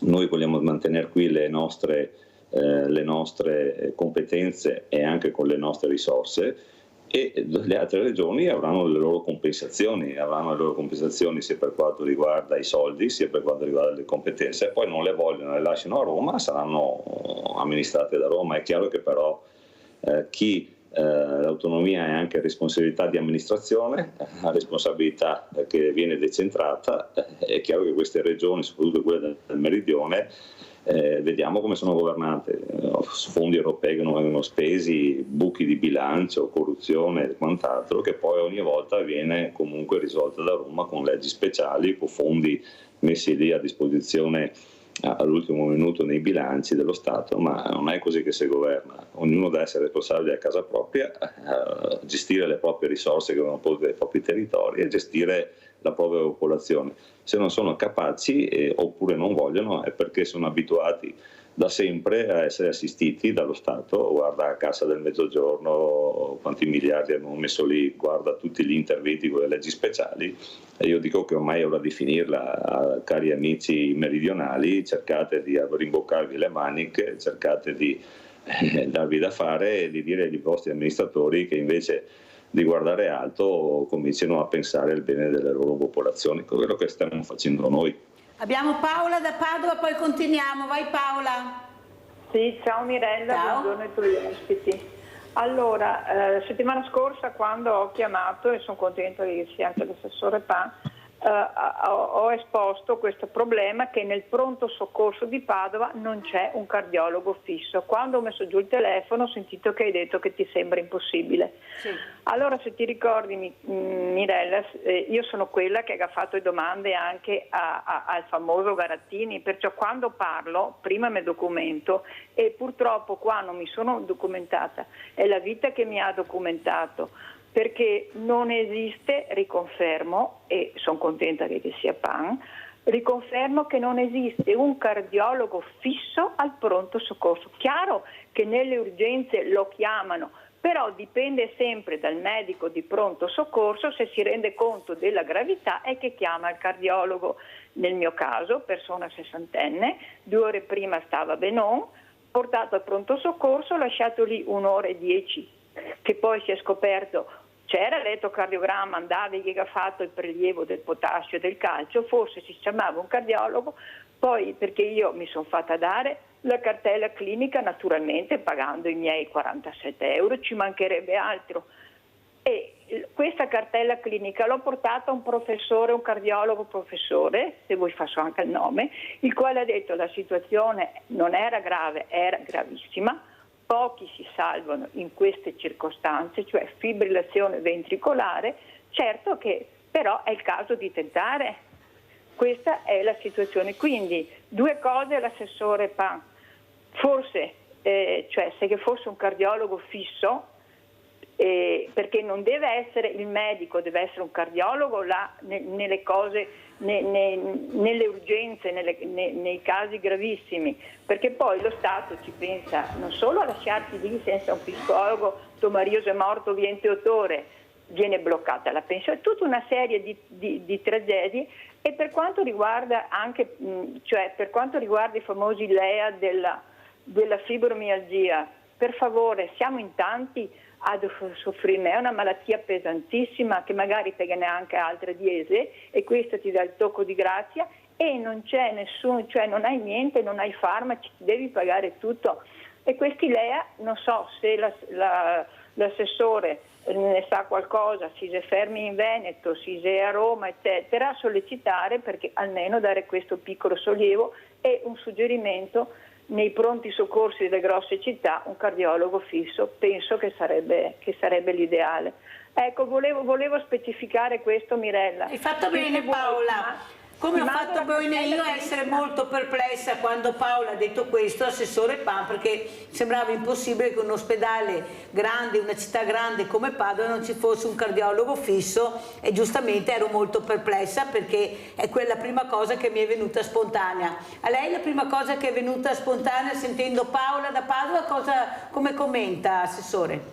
Intanto a me spiace per Paola, forse ho capito che il marito non è stato poi... La cosa non è andata tanto bene, però devo dirle che di solito il cardiologo in nessun pronto soccorso è fisso, cioè quando arriva un ammalato in codice rosso con sospetto infarto, di solito viene trasferito immediatamente nei reparti di rianimazione o nei reparti di cardiologia associati al pronto soccorso, perché il pronto soccorso arriva di tutto. E arrivano da chi si è rotto un'unghia fin a chi è in pericolo di vita, però nei codici rossi di solito questo, almeno mi risulta, debba essere subito stato trasferito nel reparto di cardiologia o di rianimazione, perché è lì che in rianimazione ti salvano dagli infarti o dall'ictus o da altre cose. Cioè bisogna capire com'è andata questa vicenda e come mai non sia stato fatto subito questo, perché non è che noi possiamo mettere tutti i primari di cardiologia, ortopedia, eccetera, nei pronti soccorsi. Il pronto soccorso c'è un primario di pronto soccorso, c'è un'equipe che decide chi arriva, dove deve essere diretto o su un reparto o sull'altro in base alla gravità delle cose. Quindi sinceramente bisogna capire com'è andata questa vicenda e se magari mi fate sapere il nome della signora, posso capire con l'assessore e sentire anche Paolo Fortuna, che è il direttore generale dell'UIS di Padova, come sono andate le questioni. Mi sembra strano che sia stato lì un'ora senza che nessuno si accorgesse che questo signore stava così particolarmente male, e quindi bisogna capire com'è andata, ma di solito le procedure sono queste. E ha fatto bene, e poi io le girerò il numero di Paolo, perché è giusto anche capire cosa è successo. Giustamente la mia perplessità era dovuta anche a questo. Un ospedale come Padova mi sembrava strano, anche perché giustamente, come dice lei, viene spostato immediatamente in cardiologia. Se è una situazione grave viene curato, anche a me, però giustamente è da capire, perché giustamente il cittadino va ascoltato e vanno riferite le cose. Cos'è che la preoccupa di più, assessore Pa, in questo momento dove veramente si sente parlare di autonomia, ma si sente parlare anche del ponte di Messina, si pensa a parlare della pista da bob? Io tutte le mattine, assessore, ho telefonate di persone sole che vogliono entrare nelle RSA anche pagando, non ci sono posti e non ci sono strutture abbastanza. Ho avuto il direttore, il dottor Benazzi, che ha spiegato l'importanza delle case di comunità che fra poco si spera prendano anche il posto dei pronti soccorsi, però se non abbiamo medici e infermieri vai a vedere. Com'è la situazione, cos'è che la preoccupa di più, assessore? Beh, guardi, noi adesso diciamo che a livello regionale, guardando un po' a 360 gradi, diciamo, vedendo com'è la situazione economica, una situazione abbastanza difficile in questo momento per tante comparti anche industriali e per tanti comparti, diciamo, produttivi. Quindi questa è una preoccupazione che stiamo valutando un po' tutti. Dall'altra parte noi abbiamo investito molto nelle opere pubbliche e nel mantenere comunque efficiente questa regione, perché tante infrastrutture nuove sono state fatte, stradali, ferroviarie, piste ciclabili, ma questa è una cosa che normalmente si fa nei programmi elettorali della regione. Diciamo che poi, arrivando nel reparto sanità, lei ha toccato la parte più difficile, che è quella del personale. Noi purtroppo facciamo concorsi sia di medici che di infermieri che di addetti alla sanità, e su 2-3 mila posti che mettiamo a bando arrivano qualche centinaio di persone che tra l'altro poi si spostano, cambiano mestiere perché poi magari non è il loro, eccetera. Quindi a noi mancano esattamente 3.500 medici e circa 5.000 infermieri per far funzionare la nostra macchina, che ricordo è fatta di 68 ospedali che funzionano e ha circa 55.000 dipendenti in questo momento, senza contare che noi eroghiamo milioni di prestazioni ogni anno, quindi c'è un ricambio generazionale nel sistema sanitario che non riusciamo a risolvere, ma non è solo in Veneto, è un po' in generale anche direi in Italia, ma anche in tutta Europa questo problema. Noi abbiamo bisogno che le università sfornino medici, che sfornino ragazzi e infermieri, e purtroppo il numero chiuso, che è da 20 anni che purtroppo è nelle nostre università, ha fatto sì che adesso ci troviamo un buco generazionale di professionisti. Ci rubiamo un infermiere da una parte e dall'altra. Se poi parliamo delle case riposo, anche lì mancano migliaia di infermieri. Abbiamo provato con quelli dell'estero, addirittura da Cuba, dalla Repubblica Dominicana, dall'Ucraina, ma anche lì le cose non vanno, non vengono, oppure vengono in pochi e poi se ne vanno, e questa è la situazione. Dall'altra parte adesso abbiamo fatto una riforma per quanto riguarda le case di comunità che lei ha citato, che sono questi distretti che andranno praticamente sul territorio a risolvere i casi quelli più particolari, quindi il cittadino si risolverà su questi luoghi dove saranno gestiti insieme ai comuni, in cui troverà tutti i servizi. È chiaro che non dobbiamo farne 100 di queste case di comunità in Veneto, però il problema del personale resta anche lì. Oltre il problema grande, abbiamo, se non mi cade la linea, Sebastiano da Abano, poi continuiamo. Vai Sebastiano. Buongiorno signor Mirella. Buongiorno. Buongiorno. Niente, io ho sentito il suo ospite che dice che noi meridionali ci dobbiamo rimboccare le mani, ma non è il nostro problema. Guardi che io mi sono rimboccato le mani, sono venuto qua nel Veneto quando ero ragazzo, perché il lavoro non ce n'è purtroppo giù. E abbiamo la politica che, dopo alla politica che c'è di destra, di sinistra, centro, tutti i colori che vogliamo, sono i politici che non sono buoni. Quindi dovesse essere voi andare a Roma come ha fatto Salvini, però Salvini dopo andando a Roma si è andato a adeguare a tutti i politici là. Quindi sono i politici, noi che dovevamo fare, noi cittadini che dovremmo fare? O andare direttamente alla regione e a Sattalla e buttare a tutti questi politici fuori che non ci governano bene, oppure cosa c'è da fare? Noi cittadini che cosa possiamo fare?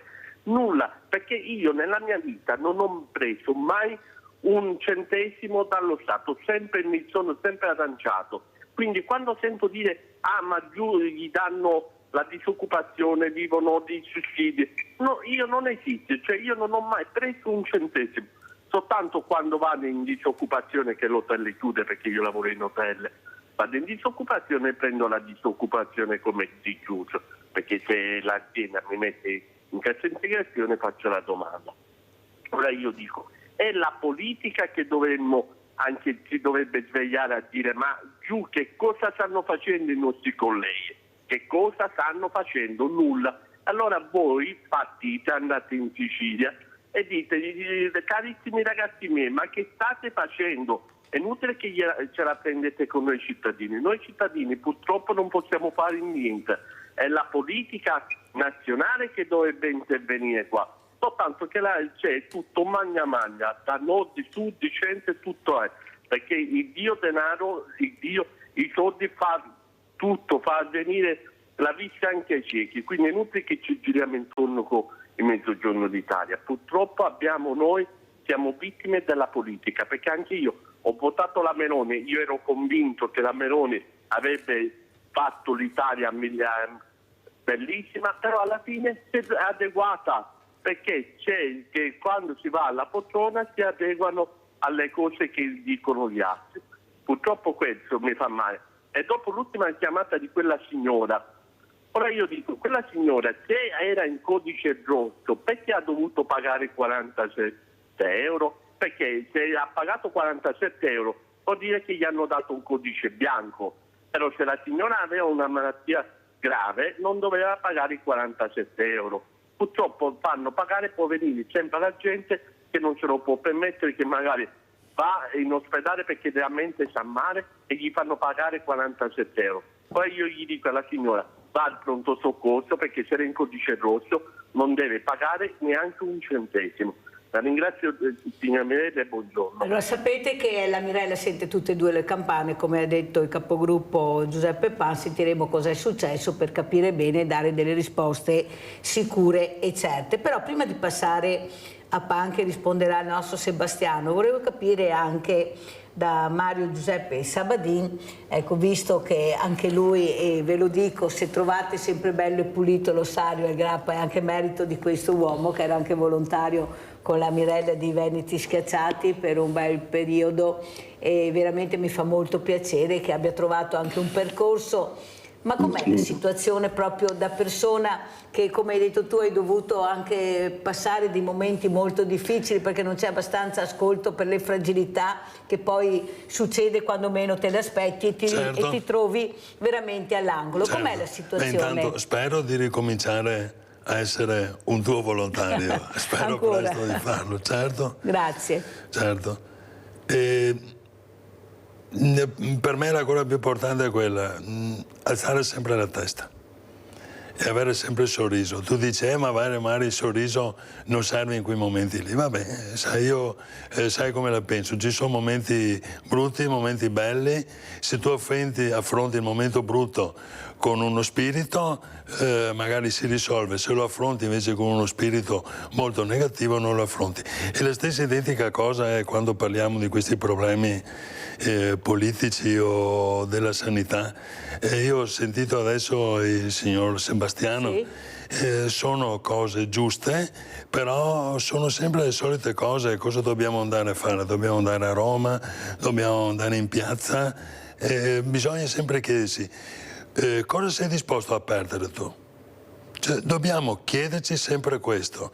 C'è stato un signore che in un libro che è uscito molti anni fa, nel secolo breve è il titolo del libro, che ha detto che ogni rivoluzione sarà possibile solamente quando la maggior parte delle persone non avrà più nulla da perdere.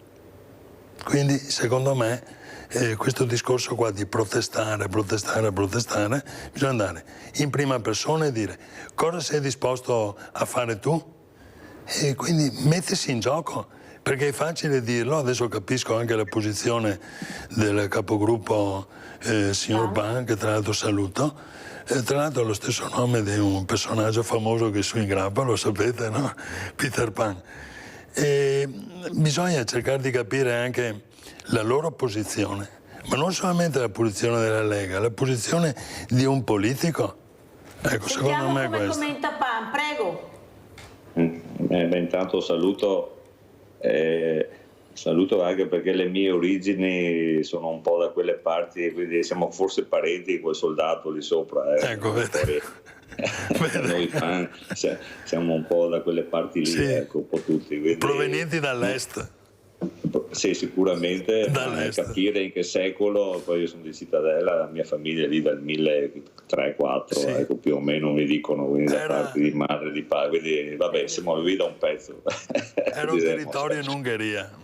Prego, esatto. anche commentiamo anche quello che ha detto Sebastiano.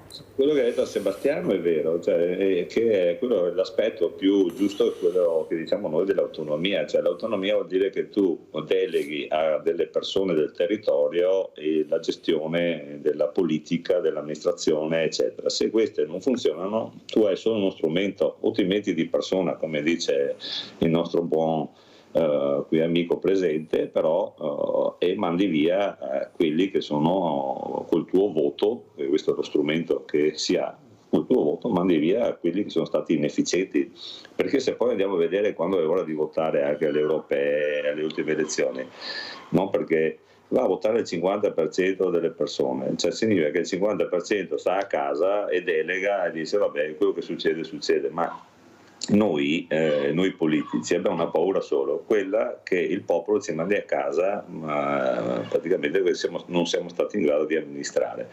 Se invece ci riconfermano, come i sindaci che hanno fatto bene, i governatori che hanno fatto bene, è anche una soddisfazione, vuol dire che quello che hai fatto, per carità non puoi cambiare al 100% tutto il mondo, però almeno diciamo è un riconoscimento, che è l'unica cosa che poi ti resta al di là di tutte le parole che ti salti per strada in televisione. Ma perché PAN secondo lei la gente è molto arrabbiata, la gente non va più a votare? Cosa c'è che non va secondo lei PAN? Perché c'è questo distacco tra la società civile e i politici, perché i politici quando il brutto della politica, io vedo anche quello che succede nelle altre regioni, ma non so a Roma, quando arrivano lì magari c'è un distacco, cioè praticamente non arrivano più nel territorio a capire cosa le persone hanno bisogno. Noi che invece siamo un po' più vicini, diciamo, quindi siamo a Venezia, siamo coi sindaci nel territorio e sappiamo che magari incontriamo la gente per strada e dice guarda che qua la sanità, come la signora prima, c'è successo questo a Padova, è successo quello a Verona, c'è un problema, non so, nelle acque, prima parlava cioè siamo i politici del territorio e quindi abbiamo un contatto diretto con le persone, quindi queste qui i problemi te le dicono, tu puoi risolvere, non risolvi, puoi fregartene, puoi trovare tutte le modo per risolvere e far star bene i tuoi cittadini. Quando arrivi alla fine del tuo mandato, che sono i 5 anni, che sono quello che è, cioè tu fai i conti con il cittadino e quindi il cittadino deve andare a votare, a fare i conti con i propri politici. Se invece se ne frega, li lascia lì per altri 5-10 anni a far danni, che invece se magari mette qualcun altro è meglio.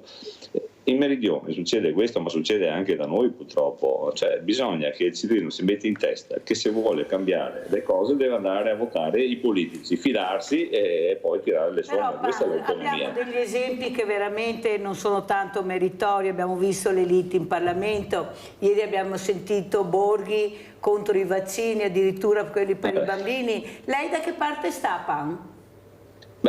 Io sulle liti ne ho viste di tutti i colori, dai consigli comunali ma questo è abbastanza normale, poi è chiaro che mettersi le mani addosso è sempre un brutto spettacolo, però fanno parte un po' anche dei caratteri della politica, quindi questo qui è una cosa, lo scontro dialettico è sempre uno scontro anche a volte pesante, ma ci sta.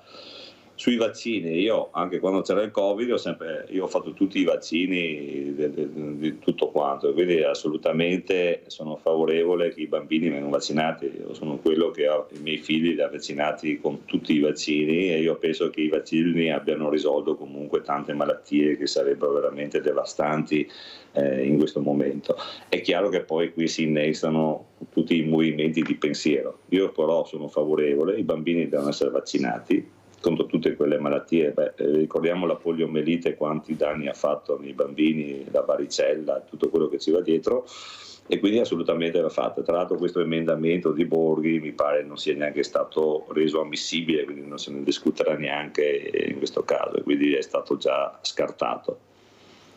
Sentiamo anche Mario Sabadin, questo momento un po' particolare che sta passando il nostro paese, c'è una povertà che aumenta in maniera incredibile, io un banco solidale, perciò so quello che dico, dai banchi nazionali non arrivano più derrate alimentari, dobbiamo comprare tutto, però c'è poca attenzione, ecco, anche a livello burocratico, che dovrebbe veramente invece aiutare e agevolare questi volontari. Mi sembra tutto molto difficile. Cosa vuol dire per te fare il volontario, Mario? Beh, già la parola stessa volontario significa che lo fai innanzitutto con piacere, quindi quello è già un punto straordinario. E dopo purtroppo il volontario, come saprà anche benissimo il capogruppo, si scontra con una realtà che è la realtà appunto quella lì finanziaria e burocratica. Non ci sono soldi. E a questo proposito volevo chiedere proprio, se mi permetto, al capogruppo signor Pan, non ci sono i soldi, però adesso abbiamo stanziato, non so quanti miliardi siano, signor Pan, per un ponte, e io sto ascoltando ragazzi che vengono su, che sono militari siciliani, calabresi, non ci sono strade, non ci sono ferrovie in Calabria o in Sicilia, però stiamo finanziando questi 3 miliardi, mi sembra, qualcosa per il ponte.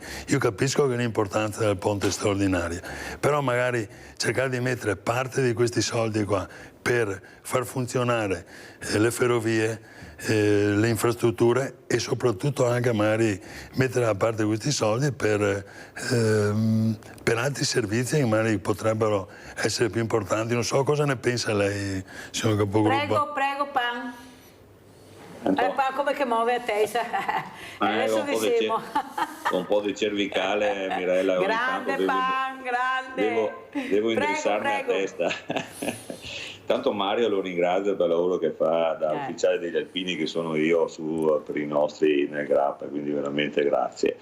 Detto questo, queste sono 2 linee di spesa, cioè nell'amministrazione pubblica, sia nei comuni che nelle province, nelle regioni che nello Stato, ci sono gli investimenti che sono praticamente una linea di consumo, chiamiamo qui di risorse, perché vanno sulle infrastrutture, e quindi strade, ponti, treni, miglioramento dei servizi, e quelli lì sono soldi di investimento, mentre i soldi che vengono dati per i servizi, in particolare non so, il LEP, la sanità, per le scuole, per il sociale eccetera, sono praticamente soldi correnti, quindi sono 2 linee di bilancio completamente differenti.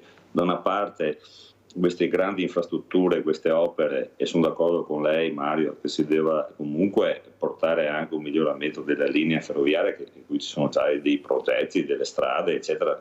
Fa conto che comunque la Salerno-Reggio Calabria, con tutto quello che ci abbiamo messo negli ultimi 60 anni, doveva essere fatta con i punti d'oro, ma comunque lasciamo stare. Lì praticamente oltre al ponte bisogna che sia anche risolto il problema della viabilità, perché poi ad esempio la TAV, la velocità alta arriva fino a Napoli, poi si perde. Bravo. E quindi bisogna trovare anche queste soluzioni. Ci saranno tanti lavori da fare. Per questo ci sono investimenti che arrivano dall'Europa, esempio quelli autostradali e la TAV che noi adesso vediamo che viene fatta da Verona fino a Padova, oppure i raddoppi che vengono fatti delle viabilità sulle autostrade, eccetera, i corridoi, sono tutti comunque soldi che arrivano in parte dall'Europa, dallo Stato, per appunto ammodernare le reti, che non sono solo quelle viarie ma anche quelle magari delle telecomunicazioni, cioè le grandi infrastrutture.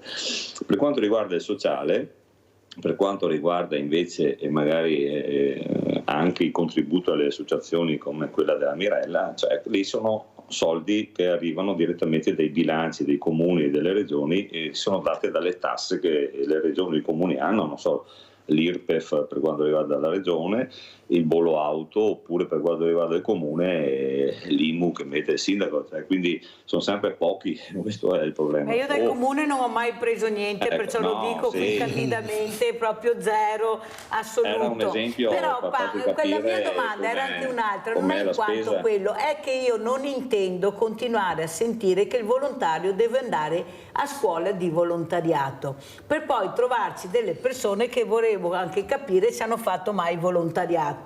Perché è vero che bisogna avere la sicurezza nel mondo del volontariato, nell'associazionismo, e qua non ci piove, però andare a scuola di volontariato e sentire cosa delle volte propongono, capisci che mi sta molto stretto. Non è che ci sia cercando di preparare dove ci sarà un re e noi tutti i sudditi delle associazioni, e lei sorride, ma mi viene questo: ma dove vado con i volontari di 80 anni che se una vita che va i volontari a mandarli anche a scuola di volontariato? Non ci dovrebbe essere un altro meccanismo, PAN, invece poi di pagare, perché sicuramente non è gratuita questa storia, non è gratuita. E soprattutto quando vedo che ci sono anche queste riunioni anche in provincia dove i volontari giovani non ci sono tutti di una certa età, e poi magari mi vedo arrivare la locandina sulla mammografia, cioè non è un compito per me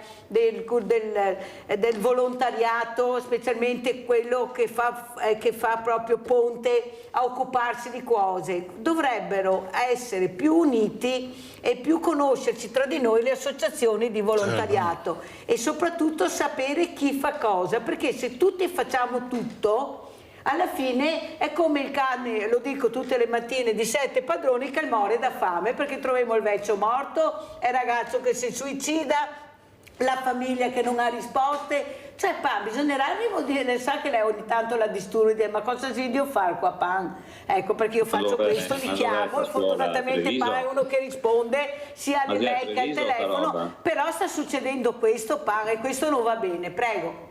Ma è a Treviso sta scuola che adesso mi stai dicendo, scusa? Sì. Ah.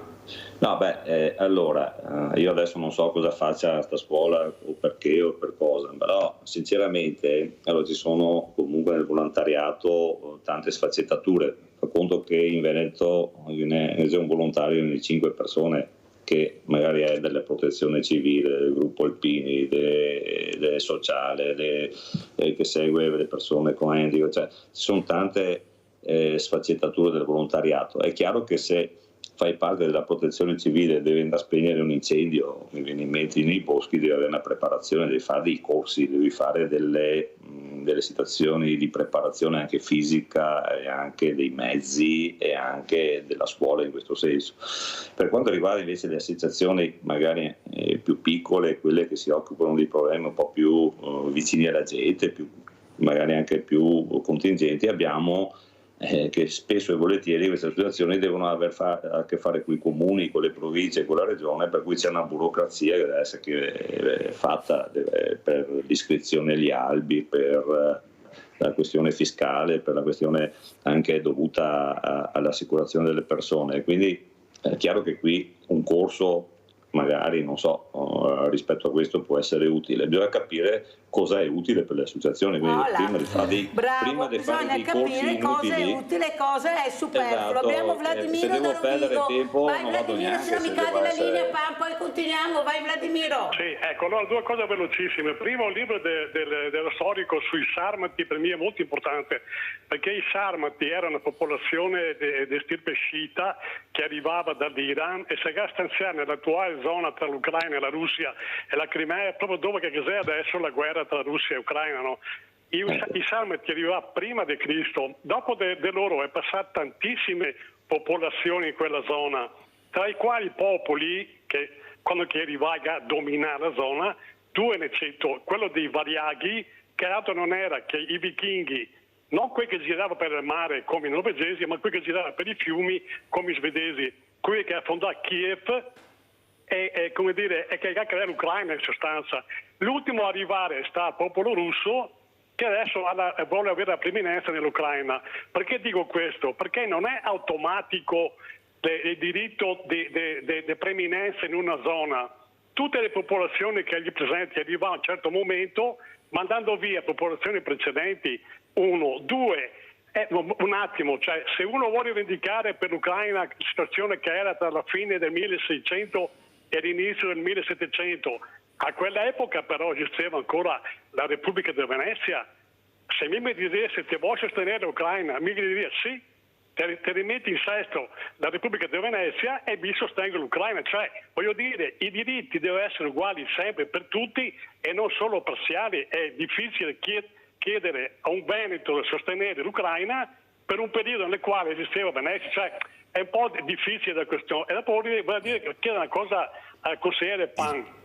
Cioè, la legge che adesso arriva su autonomia è giustissima, è giusto che una regione possa chiedere tutte le materie anche al governo, ma è giusto anche però dover accettare, se capita, che il governo dica di no o che il Parlamento anche dica di no a tutta la materia o a alcune funzioni. E qua arrivo alla domanda. Il Presidente Zaia, parlando per esempio del discorso della protezione civile, ha detto che è materia ma anche le funzioni che è interna alla materia. E c'è infatti il discorso che per il Veneto sarebbe una gran cosa, forse anche quella decisiva, poter avere i poteri e la funzione di fare le ordinanze urgenti. Ecco, mi dico una cosa, secondo me forse è sbagliato ragionare che una regione deve avere tutte le materie o in parte, ma con tutte le funzioni che ha uno Stato.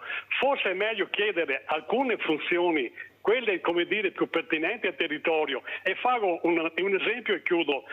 Tantissimi anni fa, 20 anni fa, si chiedeva per le regioni, ai tempi dei Bossi, la gestione sulla polizia locale. Quella richiesta non era né contro le forze di polizia nazionale e neanche sostitutiva, ma era aggiuntiva. Cioè una regione era giusto, ed è vero che è giusto, che possa avere una sua forza di polizia locale, perché essendo nella zona, avendo memoria storica e conoscendo tutti, va ad essere un valore aggiunto per quello che riguarda la questione della polizia, della sicurezza e via parlando, senza andare contro né la polizia di Stato né i carabinieri. Ecco, forse la gestione dell'autonomia o del federalismo potrebbe essere anche più accettabile a livello nazionale. Se non è la richiesta di tutta intera una materia con tutte, per dire, le 22 funzioni, ma quelli più inerenti a quello che veramente serve alla regione. Molto per esempio, chiaro, Vladimiro, se non riusciamo a risponderti. Grazie Vladimiro, prego Sabadin. Risposta a Vladimiro da Rovigo in merito al libro. Sì, in effetti era un popolo che proveniva, appunto un popolo sciita, però il libro in particolare non tratta il discorso di Repubblica di Venezia o cose di questo genere. Non ho seguito molto, scusami Vladimiro. È un libro che parla di pace, che parla di dominazioni e di oppressioni. Quindi non saprei neanche cosa aggiungere appunto al discorso che ha fatto Vladimiro, perché poi ha cominciato a parlare con il capogruppo, con il signor Pan, quindi... la Russia, lui diceva della Russia. Sì, vabbè, parlava dell'Ucraina, parlava della Russia. Io dico solamente che ci sono attualmente 51 guerre in corso, magari anche guerre dimenticate. E quello che volevo esprimere con il libro è che nessun popolo ha il diritto di prevalere su un altro popolo, di dominare un altro popolo. Tutto là. Adesso sentiamo come commenta il nostro Giuseppe Pan a quello che ha detto Vladimiro da Rovigo. Prego Pan.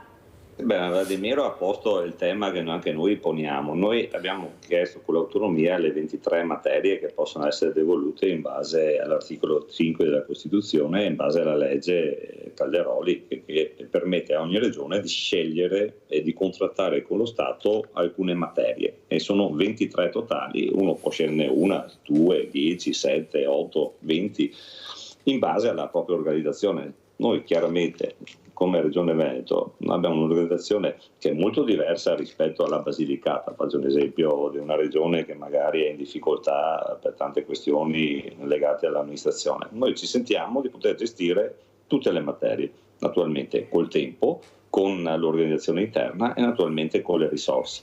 Allora, nella protezione civile è chiaro che con tutto quello che è successo negli ultimi, mettiamo solo 10 anni tra alluvioni, vaia, tempeste, trombe d'aria, mareggiate, eccetera, noi abbiamo bisogno di avere immediatamente le risorse qui che sono devolute dallo Stato e usarle immediatamente subito dopo una crisi, non so, avviene una grandinata, noi dobbiamo aspettare, faccio esempio in agricoltura, che escono i periti, noi li mandiamo i nostri, eccetera, e poi a chiedere lo stato di emergenza a Roma, che sta 6 mesi per dartelo, e 5 anni per pagare magari ai diretti contadini o a chi ha avuto i danni dell'alluvione o chi ha avuto le mareggiate 5 anni per avere dopo 5.000 euro di scarsea rispetto ai 100.000 euro dell'anno. Cioè, noi possiamo agire molto più velocemente, in cui una volta i danni sono accertati, se con le perizie eccetera, devolvere immediatamente alla nostra popolazione le risorse che hanno bisogno per far ripartire l'economia o risolvere i danni che hanno avuto. Antonio da Padova, Pansino cade la linea, vai Antonio. Buongiorno Mirella e buongiorno anche agli ospiti. Ecco, si parla della sanità, si parla che se io devo andarmi a fare un controllo devo aspettare un anno e mezzo, perché magari non ci sono i dottori, non ci sono i soldi, i finanziamenti. Però ho sentito da Alessandro Di Battista che i 21 miliardi per l'acquisto dei carri armati. Io dico, mi curerò con un carro armato, adesso quando sto male andrò su un carro armato a vedere se stago meglio, perché chiaramente mi pare più impossibile. Ma cosa serve acquistare dei carri armati quando ormai siamo invasi da 140 basi americani? Da chi ci dobbiamo difendere? Ma scusatemi bene, la prossima guerra è la guerra atomica, stacchiamo tutti per aria. E il governo ti vai a spendere 21 miliardi per l'acquisto di questi carrozzoni, di questi metalli, di questi pezzi da museo. E un'altra cosa, ho fatto i conti Mirella, siamo in 25 milioni in Italia, 25 milioni di famiglie, ho fatto i conti, costeranno 800 euro a ogni famiglia. Io dico la verità, con 800 euro me ne potevo andare benissimo in ferie. No, ti vai sul carro armato, magari anche cingolato, Dio buono, e poi dopo ti puoi anche bombardare quel che ti vuoi, Dio buono, perché te che è un carro armato. Ma siamo fuori di testa, ma guarda, di andare a votare gente che dopo ha in mano i nostri soldi, che li può sperperare, e chiaramente se tu, Grossetto, come ti chiami, fai questi acquisti qua, forse qualcosa in tasca ti viene anche di sicuro. Buongiorno e grazie. Grazie al nostro Antonio da Padova, prego Pan. Io sui carri armati adesso non sapevo neanche questa cosa, devo dire. No, effettivamente trovo un po' anch'io assurdo che si facciano questi acquisti, a parte che poi sappiamo che abbiamo un esercito di volontari, qualcosa devi prenderli, altrimenti vanno via in mutande. Quindi è chiaro che come diceva l'ascoltatore, noi intanto abbiamo perso la seconda guerra mondiale, no? Perché eravamo il nemico degli americani, fino a che qualcuno magari mi contraddice, e quindi dovevamo forse pagare un po' le spese militari di quell'epoca lì, perché poi acquistiamo tutte le armi e i carri armati in particolare forse degli americani, quindi è forse un modo diretto per pagare le spese militari di quell'epoca. Ma detto questo, effettivamente abbiamo talmente basi americane qua tra Vicenza e il confine che non penso che qualcuno ci venga a invadere così facilmente. È chiaro che allora, però oltre alle basi americane abbiamo anche un Vanacci che rappresenta la Lega in Europa. So che molti leghisti, specialmente qua del territorio, sono molto arrabbiati. Cosa ci dice Pan? Ma sa, io il generale Vanacci non l'ho conosciuto personalmente. Ho letto il suo curriculum, che comunque è un curriculum tutto di un pezzo come lui, no? Quindi sa 5 lingue, ha fatto 3 lauree, master, cioè uno che comunque è molto preparato. Può piacere o non piacere con le sue idee, ma diciamo che comunque ha posto dei temi che molte persone che l'hanno votato e che comunque l'hanno fatto andare in Europa condividono, non so, quella comunque legata a una società che sta degradando, quello di certi valori che non esistono più, e quindi ha posto dei temi che noi che arriviamo magari da generazioni un po' più, come dire, vissute rispetto ai giovani, magari condividiamo, e quindi è giusto che comunque lui faccia la sua parte all'interno del nostro movimento e porti avanti queste idee che mi sembra che siano condivise anche da tante persone. Allora andiamo invece a vedere la locandina, soprattutto del libro Da leggenda del bambino del popolo Lucertola di Mario Sabadin, per sentire come ci saluta Mario Sabadin. Ecco, questo Mario che l'ho lasciato volontario sul Grappa e adesso me lo ritrovo scrittore. Prego Mario, come ci saluti, cosa vuoi dire? Allora, vi saluto leggendo due frasi che non mi appartengono a due persone molto più importanti di me. E stavamo parlando, guarda, mi collego al discorso di Carlo Armati, no? Mario Rigoni Stern diceva: pace, se lo dici e lo ripeti, magari poi si avvera. Uno. Mentre un'altra è quella di Maria Teresa di Calcutta, che si chiede: cosa puoi fare per promuovere la pace nel mondo? Vai a casa e ama la tua famiglia. Ecco, io direi con queste due frasi chiudo di questo questi due passaggi, Mario.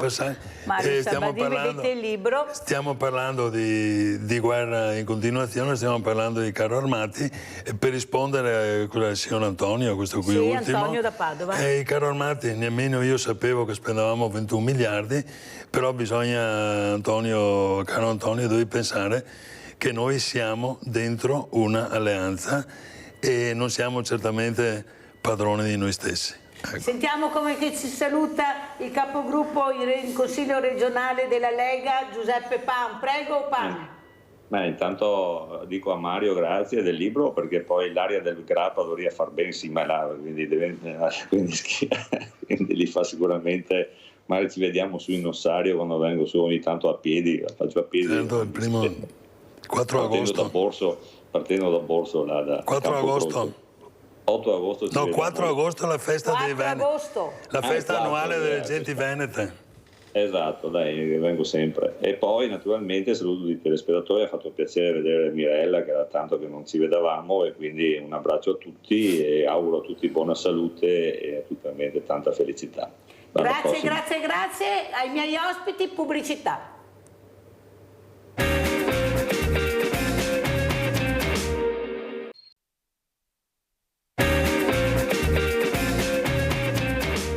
Altri due graditissimi ospiti, abbiamo in presenza la dottoressa Cinzia Ravanello, presidente associazione Le Tre Rose di Atene. Sentirete quanto è importante questa associazione, e saluto anche collegato da Savona Francesco Zanardi, fondatore Rete L'Abuso, associazione sportiva agli abusi sessuali. Allora grazie anche a te Francesco, come stai intanto? Ma molto bene, abbastanza bene, a parte il caldo che è anche il tempo. Dai, un po' di caldo fa bene, dai. Allora, conosciamo adesso la dottoressa Cinzia Ravanello e cos'è l'associazione Le Tre Rose di Atene. Prego, Presidente. Ecco, la nostra associazione è nata praticamente nel 2013. Siamo nate con l'intento di dare un sostegno alle famiglie in tutti i sensi, quindi a 360 gradi, sia per investire nel tempo dei bambini in maniera chiaramente proficua, sia anche proprio per dare una risposta alle esigenze delle famiglie, e nel tempo ci siamo resi conto che i bisogni erano tanti e la necessità di risposte concrete ancora di più. Quindi noi siamo partite praticamente facendo dopo scuola fondamentalmente nei vari comuni, finché nel 2018 abbiamo trovato uno spazio, lo chiamiamo spazio proprio perché in questo spazio, che si chiama Parco dei Balloons ed è sito in Altivole, arrivano persone, genitori, operatori, esperti che ci aiutano in questo compito, cioè in un compito che è educativo ma anche proprio che ha lo scopo di far socializzare il più possibile sia gli adulti sia i bambini.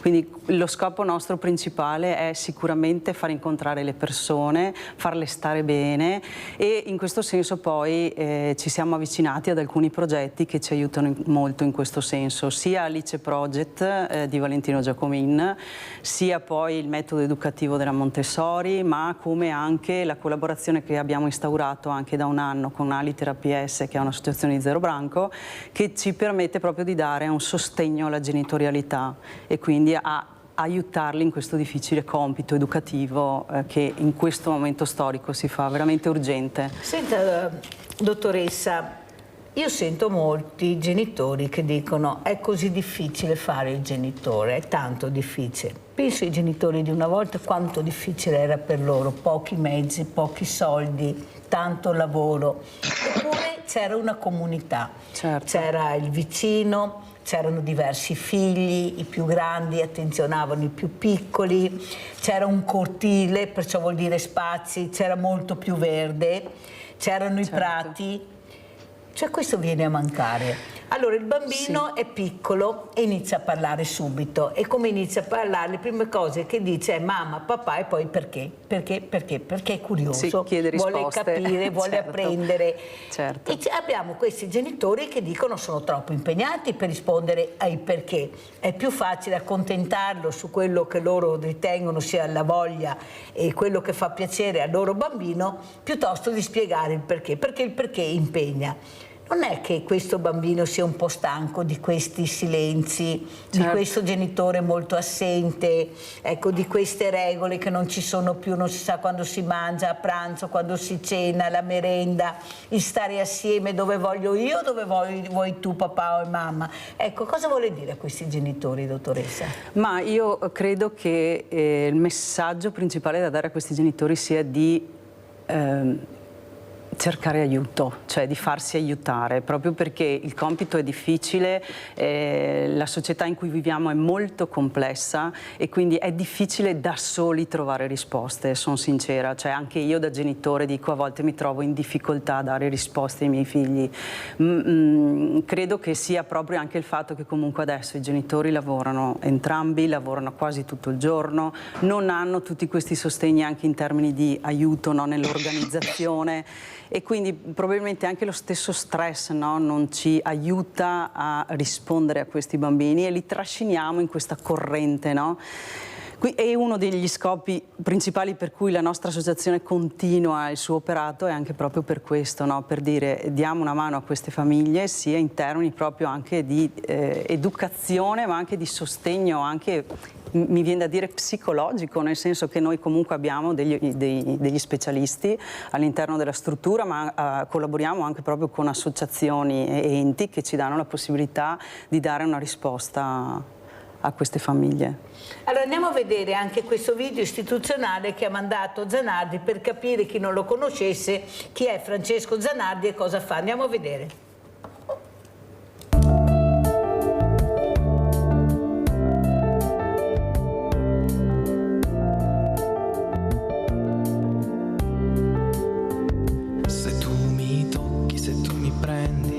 Padre, non posso più sopportare il contatto delle tue mani e l'affanno del tuo respiro. Padre, non mi tenere,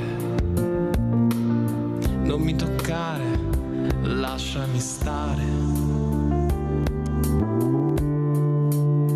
Quando ancora cercherai e qualcun altro troverai, c'è sempre una preda che non ti aspetta, di cui negare la sofferenza. E se il perdono a volte si può tentare, resta un vuoto nella mente che non si è più colmato. E no, non si può colmare.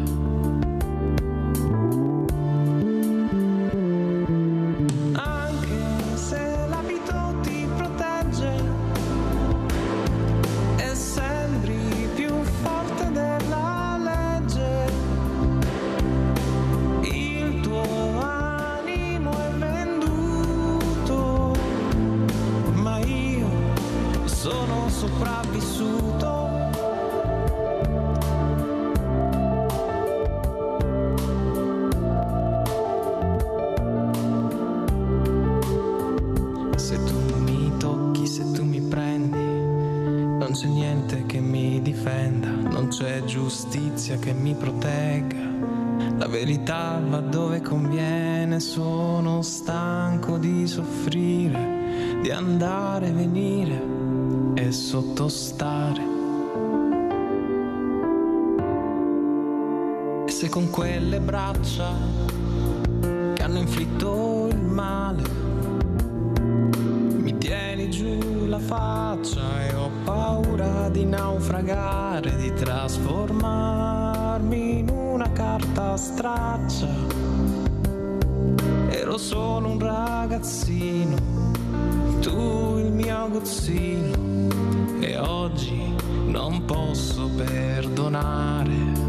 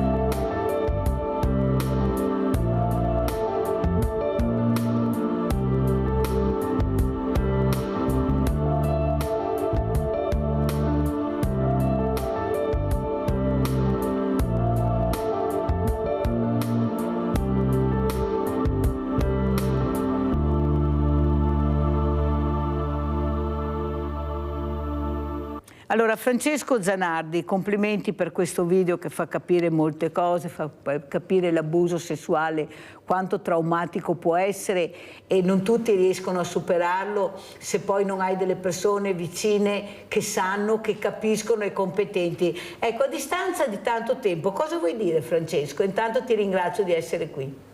Grazie a voi. Ma intanto il termine sopravvissuto già la dice lunga, sopravvissuto, perché i sopravvissuti sono coloro che dopo appunto un trauma così violento come può essere quello dello stupro in età infantile riescono a non togliersi la vita. In realtà poi io stesso, tutte le vittime almeno una volta nella vita hanno provato a suicidarsi, ecco, purtroppo tante ce l'hanno fatta, ecco, e questo discorso che poi ha posto un limite purtroppo alla loro vita. Diciamo che la mia lotta, la lotta della rete d'abuso oggi è in virtù, sì, certamente di accogliere anche le vittime, naturalmente, ma di riuscire a fare prevenzione. Ecco, ultimamente, tra l'altro, dall'ultima volta che ci siamo sentiti, siamo riusciti, grazie al CISMAI, ad aprire finalmente a livello regionale degli sportelli di aiuto psicologico appunto per chi è rimasto vittima. Ecco, è una cosa che questa, come avevamo detto nelle scorse puntate, era carente in Italia, no? Era una lacuna grossa che insomma in qualche modo siamo riusciti a colmare, diciamo al punto tale che abbiamo un po' filtrato anche gli sportelli. In realtà poi anche le richieste passano attraverso la rete, perché inizialmente avevano dato i contatti e diventavano poi contatti eccessivi, ecco, anche da gestire per gli stessi operatori. Senti Francesco, io ti ho invitato perché abbiamo anche qua nel Veneto e a Treviso un numero di suicidi che è veramente alto.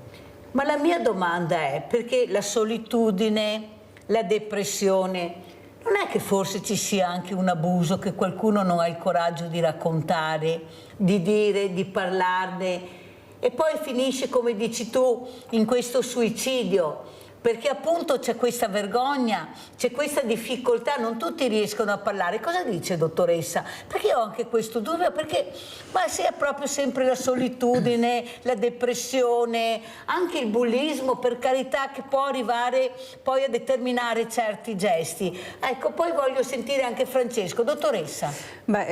Noi tra l'altro interveniamo anche molto su questi aspetti, infatti noi cominciamo già dai bambini piccoli, no? A dare risposte in questo senso, anche con il progetto che abbiamo messo in piedi. Noi proprio stiamo cercando di prevenire il bullismo partendo già dal corpo, cioè da come si tocca il corpo del mio compagno, da come si comunica rispetto al corpo del mio compagno, che è considerato un tempio, no? Quindi noi anche attraverso dei massaggi, degli automassaggi, cerchiamo proprio di far capire quanto è importante il rispetto del corpo e come è una fonte anche importante di comunicazione. Io credo che comunque l'evolversi di questi fenomeni e il fatto che anche tanti ragazzi siano chiusi dentro le stanze, no? Un po' l'influenza sicuramente dei social che non giova assolutamente, perché poi il social non è comunicazione, no? Io non sto parlando con qualcuno, non mi sto confidando con qualcuno, mi sto esponendo a una vetrina, ma fondamentalmente non sto parlando di me stesso, ok? E quindi io credo proprio che manchino occasioni in cui poter parlare con gli altri, confrontarsi con gli altri, con le esperienze degli altri, che forse se io mi potessi confrontare di più potrei anche trovare sostegno, no? Nell'esperienza di qualcun altro a cui è successa la stessa cosa. Credo veramente che ai giovani, ma come anche a altre persone, manchino occasioni di socializzazione, e su questo noi insistiamo tantissimo, perché ormai siamo troppo distanziati da noi, cioè nel senso che veramente appariamo ma non non c'è modo proprio di tirar fuori quel che noi siamo, e noi sull'interiorità lavoriamo tantissimo con i bambini, proprio anche attraverso la meditazione, l'ascolto di noi stessi, quindi credo che veramente sia importante, e se ci aiutassero anche in questo senso, magari anche formandosi, sarebbe davvero importante portare anche nelle scuole, negli ambienti educativi, insistere su questa strada, cioè dare veramente una mano anche ai genitori stessi ad avere una formazione che gli permetta proprio di intervenire in maniera preventiva. Anche perché quello che noto è che questi ragazzi e ragazze, queste persone, riescono a mettersi la maschera, una maschera che veramente non ti fa capire, ecco, il disagio, la solitudine, la disperazione che c'è all'interno dietro questa maschera. Ma questa maschera deve essere un genitore il primo, diciamo, a capire, perché è lui che dovrebbe conoscere questo ragazzo, guardarlo negli occhi e capire il disagio. Sentiamo Rinaldo, poi andiamo da Francesco. Vai Rinaldo, veloce. Ciao Mirella, e buongiorno ai tuoi ospiti.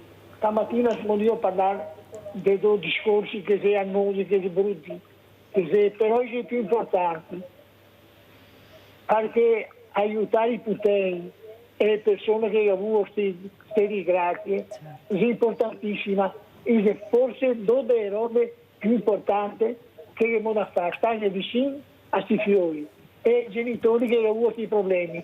E dopo, quando viene a fare queste persone che fanno queste robe, non dico neanche a cosa che sarebbe da fare, perché lo capiamo ben tutti. Siamo io a parlare dei putei, dei fiori, è vergognoso, ma è impensabile, ma bene. E dopo i genitori di adesso, lavora, ma i lavori, una volta le donne andavano a fare una stay, andavano a fare lavori pesanti, e aveva 8-9 fiori.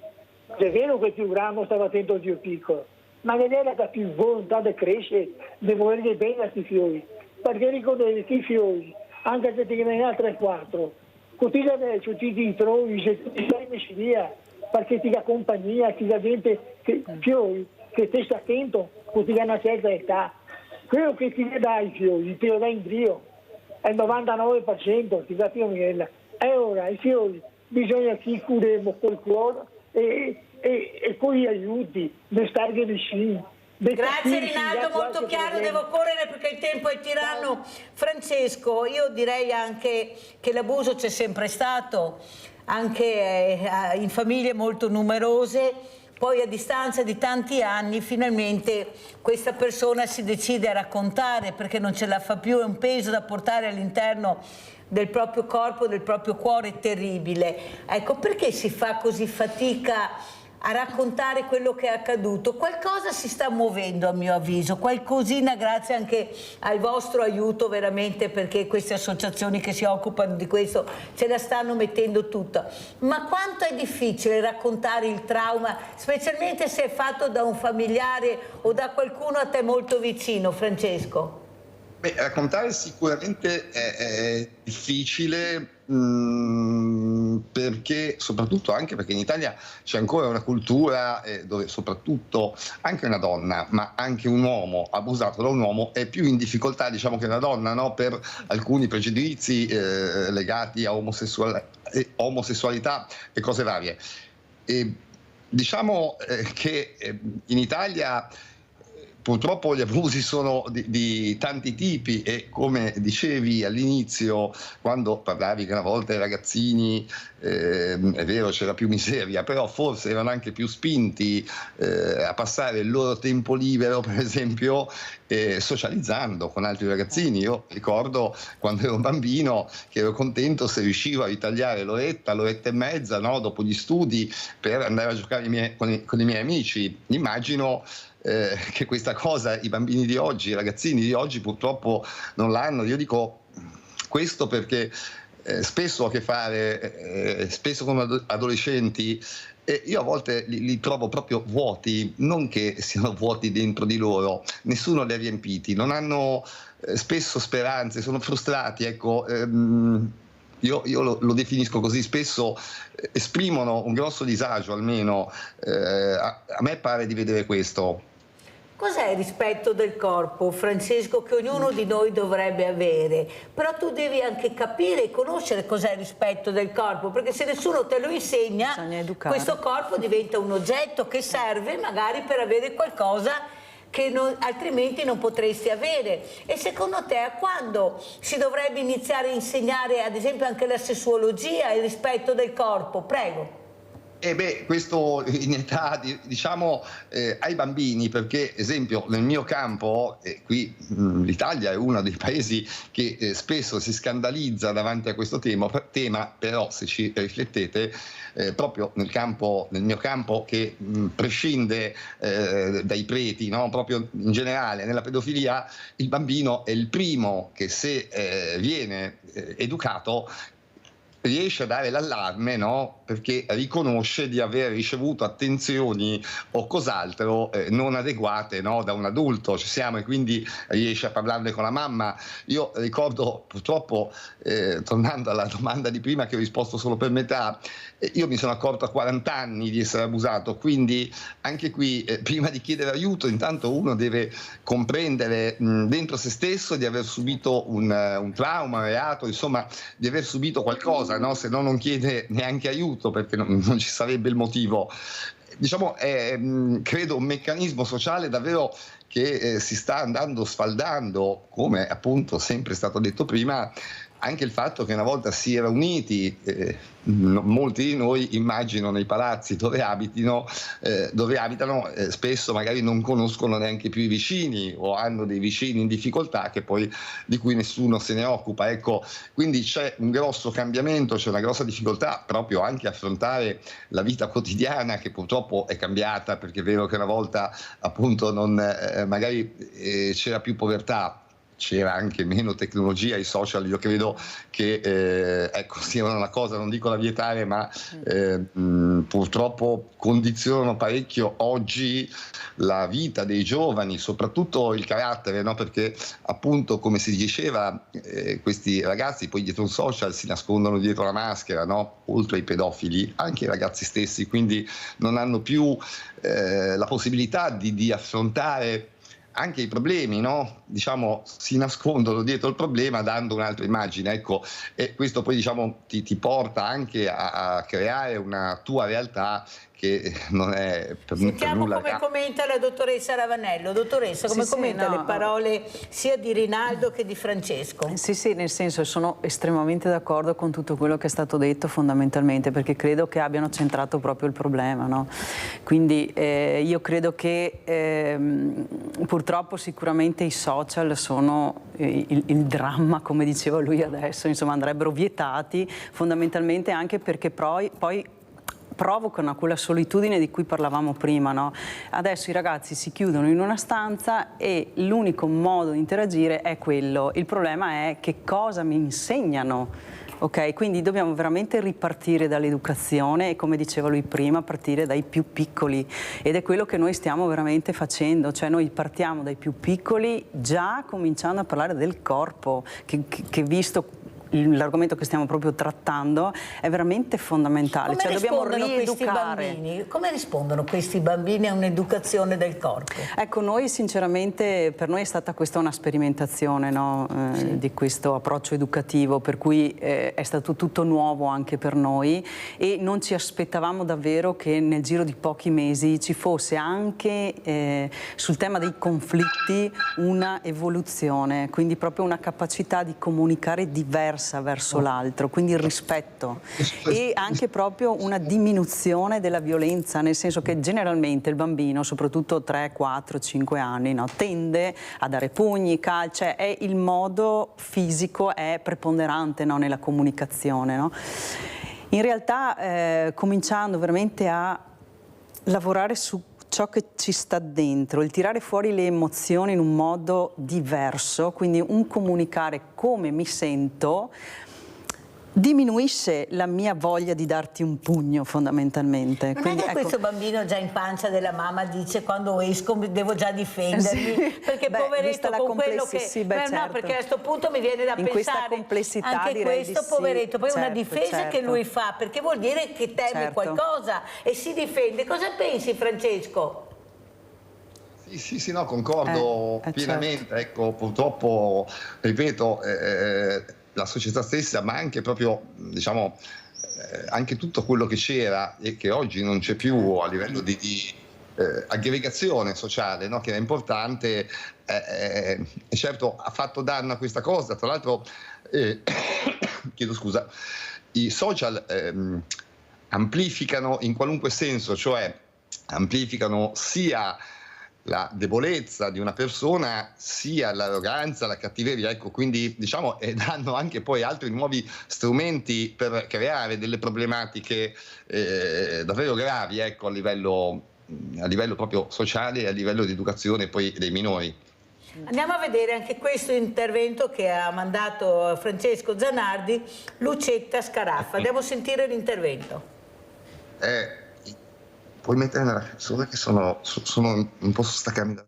Noi abbiamo cercato di restituire in qualche modo a Francesco quello che gli dovevamo, però Francesco è stato saccheggiato in questi anni da giornalisti, trasmissioni televisive, di tutti, che hanno preso da lui le notizie, poi se proprio erano buoni facevano una piccola intervista a Francesco come vittima, ma mai senza specificare che avevano preso tutto il materiale da lui, perché così sembravano veri giornalisti investigativi, e appunto non hanno mai riconosciuto quello che dovevano al suo lavoro e alla sua fonte, e questo è una cosa che mi è dispiaciuta sempre moltissimo. Noi abbiamo cercato di dire fin dall'origine, dall'inizio del libro, che noi abbiamo lavorato sulle fonti raccolte da Francesco e che queste fonti permettono di fare un bilancio sugli abusi in Italia, anche se sono certo fonti un po' discontinue, non sono fonti di quelle che si possono mettere in una statistica, tanti qui, tanti là, dell'età o il sesso. Sono delle fonti ovviamente raccolte a seconda del materiale che gli arrivava. Il materiale è un po' eterogeneo,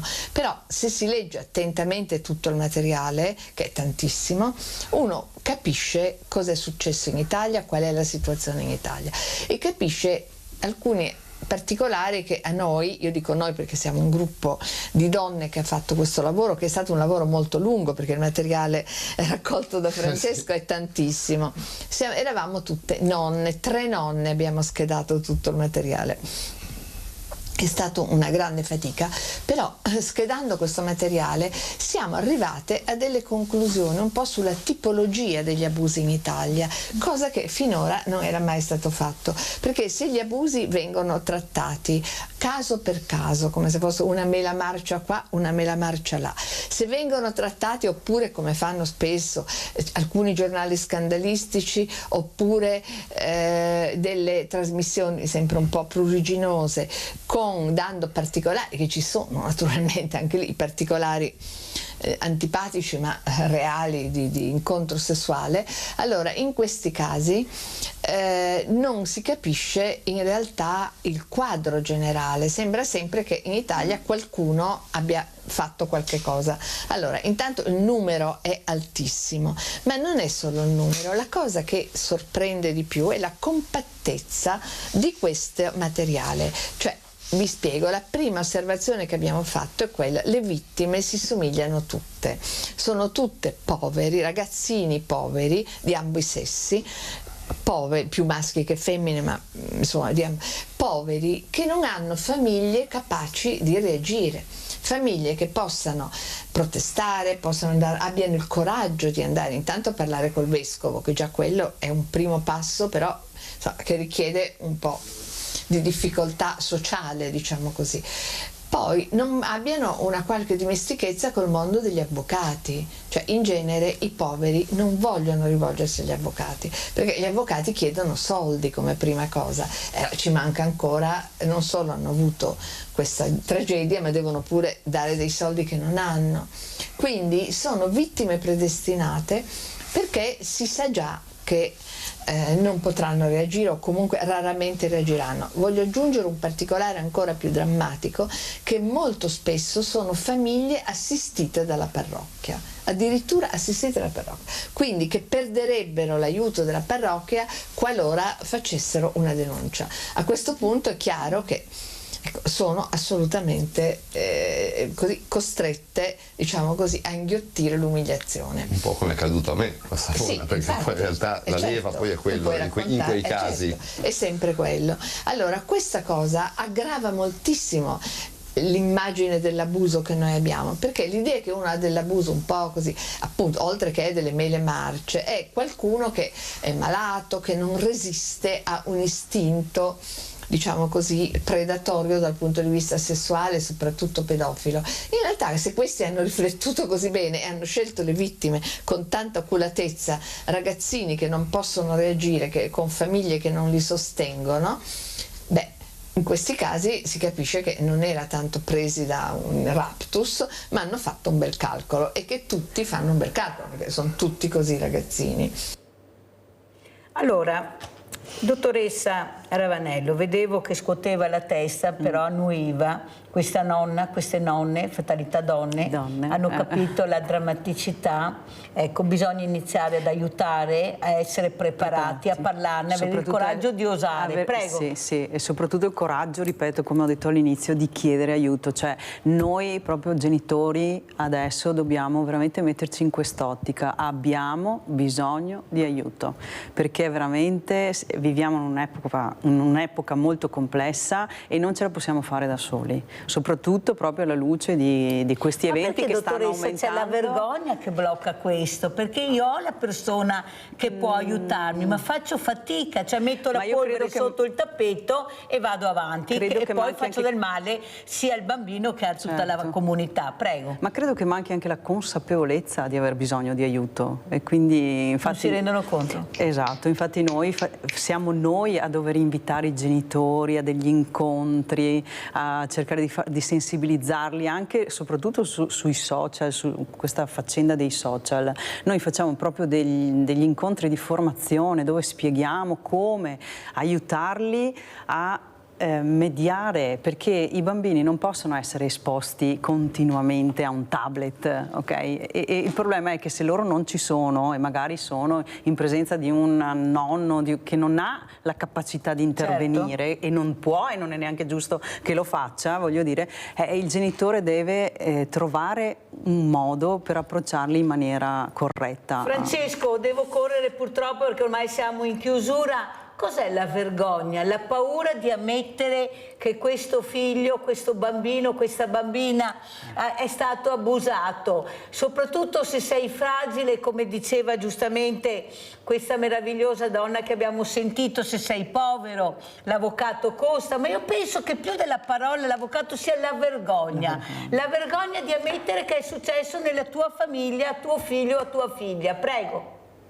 Diciamo che la vergogna io ritengo sia tutta un concetto relativo, nel senso che la vergogna emerge di una cosa quando in un paese, ad esempio, non c'è la vergogna di aver subito un abuso sessuale, dirlo, quando un paese, diciamo, non aiuta poi alla fine la vittima a liberarsi, perché se le vittime poi alla fine impiegano 30-40 anni a elaborare il trauma, vuol dire che sono costrette a farselo da sole e probabilmente non trovano, per le loro fragilità e debolezze che le hanno rese tali, cioè vittime, non trovano uno spiraglio al quale aggrapparsi. Ecco, io in realtà sono, diciamo, come vedete l'abuso abbiamo gli sportelli, ma sono uno di quelli che in genere, quando non sono impegnato, ricevo le telefonate. Io con le vittime, non so perché, me lo dicono anche i miei avvocati, ho un rapporto particolare. Probabilmente il fatto che le vittime sanno di parlare con una vittima, certo. quindi già questa le metta in linea, diciamo, abbatte un certo muro, ok? Una certa vergogna passa, perché bene o male, anche se non lo sai ancora, perché in genere quando chiamano qui è il primo approccio, è la prima volta, no? Che parlano del loro trauma, e vi faccio riflettere su questa prima volta che avviene telefonicamente, no? Quindi pensate un po' dentro di sé la vittima, che voglia che ha da tirare fuori tutto questo marcio che insomma, senti Francesco, devo correre perché purtroppo il tempo è tiranno. L'abuso ha numeri più alti sui maschi o sulle ragazzine e bambine? Questa è una domanda difficile da rispondere. Nell'ambiente del clero vi posso dire che i numeri sono altissimi e quasi unicamente su bambini, però diciamo che la pedofilia non esiste solo nell'ambiente del clero, quindi no, ritengo più o meno che insomma non ci siano grosse differenze, ecco, nell'ambito, diciamo, generale, ecco. Sente, dottoressa, ormai ecco, la saluto, però volevo da lei l'ultima riflessione. Quanto dobbiamo ancora lottare per far capire che culturalmente dobbiamo crescere tutti quanti assieme, perché sennò non ce la faremo mai. Avremo sempre questi bambini e queste bambine con la maschera, difficile da capire. Prego. Io credo che l'unica soluzione sia, ripeto, la comunicazione, tornare a socializzare e a confrontarsi, perché, ripeto, fin tanto che pensiamo di farcela da soli, continueranno a esistere queste problematiche e secondo me anche ad aumenteranno. Francesco, come ci saluti e come vuoi commentare le parole della dottoressa Ravanello?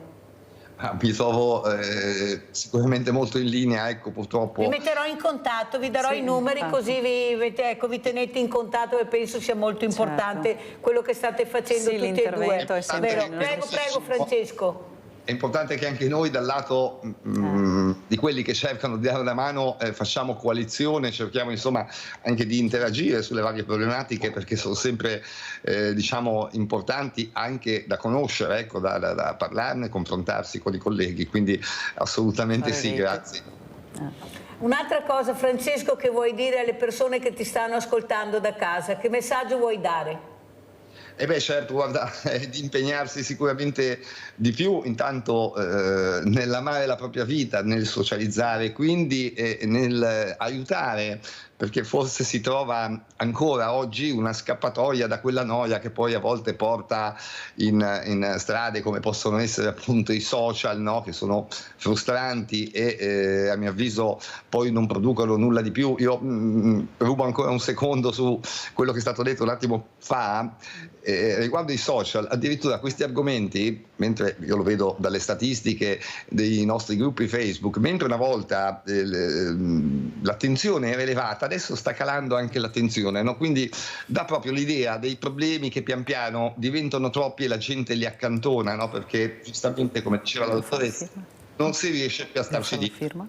No, il numero. Allora Francesco, io ti ringrazio veramente di essere stato con noi, ti auguro veramente un buon lavoro perché ne hai bisogno, stai cercando anche di toccare dei temi molto delicati, facciamo ancora fatica a parlarne perché è così e io non sento che ci sono tante trasmissioni che parlano di questo, però visto i suicidi che abbiamo anche in giovanissimi, io penso che sarà utile anche capire cosa sta succedendo grazie a queste associazioni che ce la stanno mettendo tutta per far capire di togliere la maschera a questi bambini, a questi ragazzi e capire il disagio che c'è sotto. Perciò ti ringrazio tantissimo, veramente grazie Francesco Gianardi di essere stato con noi. Dottoressa, come ci saluta?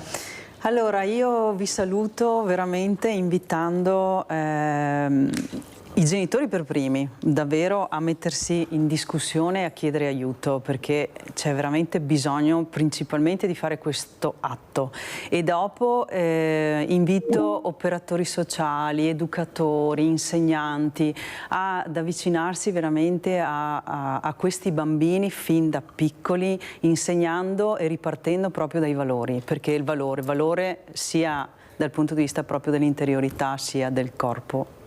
È importante. È assolutamente importante. Grazie anche alla dottoressa Cinzia Ravanello, Presidente Associazione Le Tre Rose di Atena, di essere stata con noi. Grazie. Adesso andiamo a pranzo con la proposta di Mirella. Alici abruzzesi. Le alici sono molto comuni in tutti i mari caldi e temperati ed alcune specie sono diffuse anche nelle acque dolci delle regioni tropicali. Nei mari europei e nel mar Mediterraneo è presente una sola specie, l'acciuga o alice. Ingredienti per 4 persone: 400 grammi di alici fresche, 100 grammi di acciughe salate, 80 grammi di farina, 2 uova, pangrattato, olio extravergine d'oliva, limone, pepe.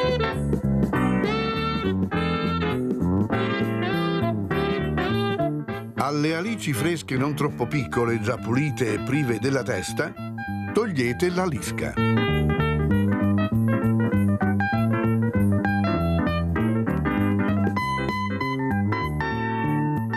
Sbattete 2 uova e tenete da parte.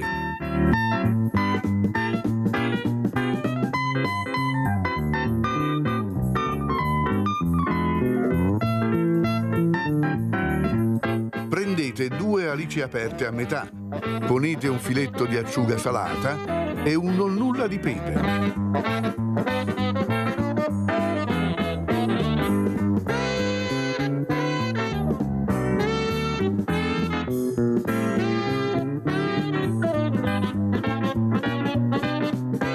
Sovrapponete le 2 alici, passatele nella farina, poi nell'uovo sbattuto e infine nel pangrattato.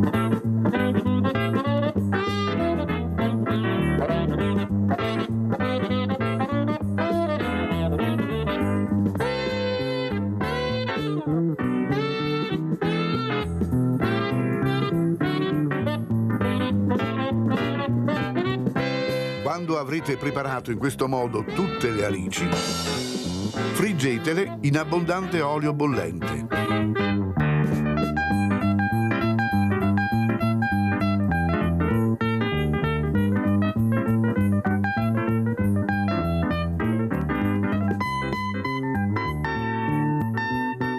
A color d'oro sgocciolatele.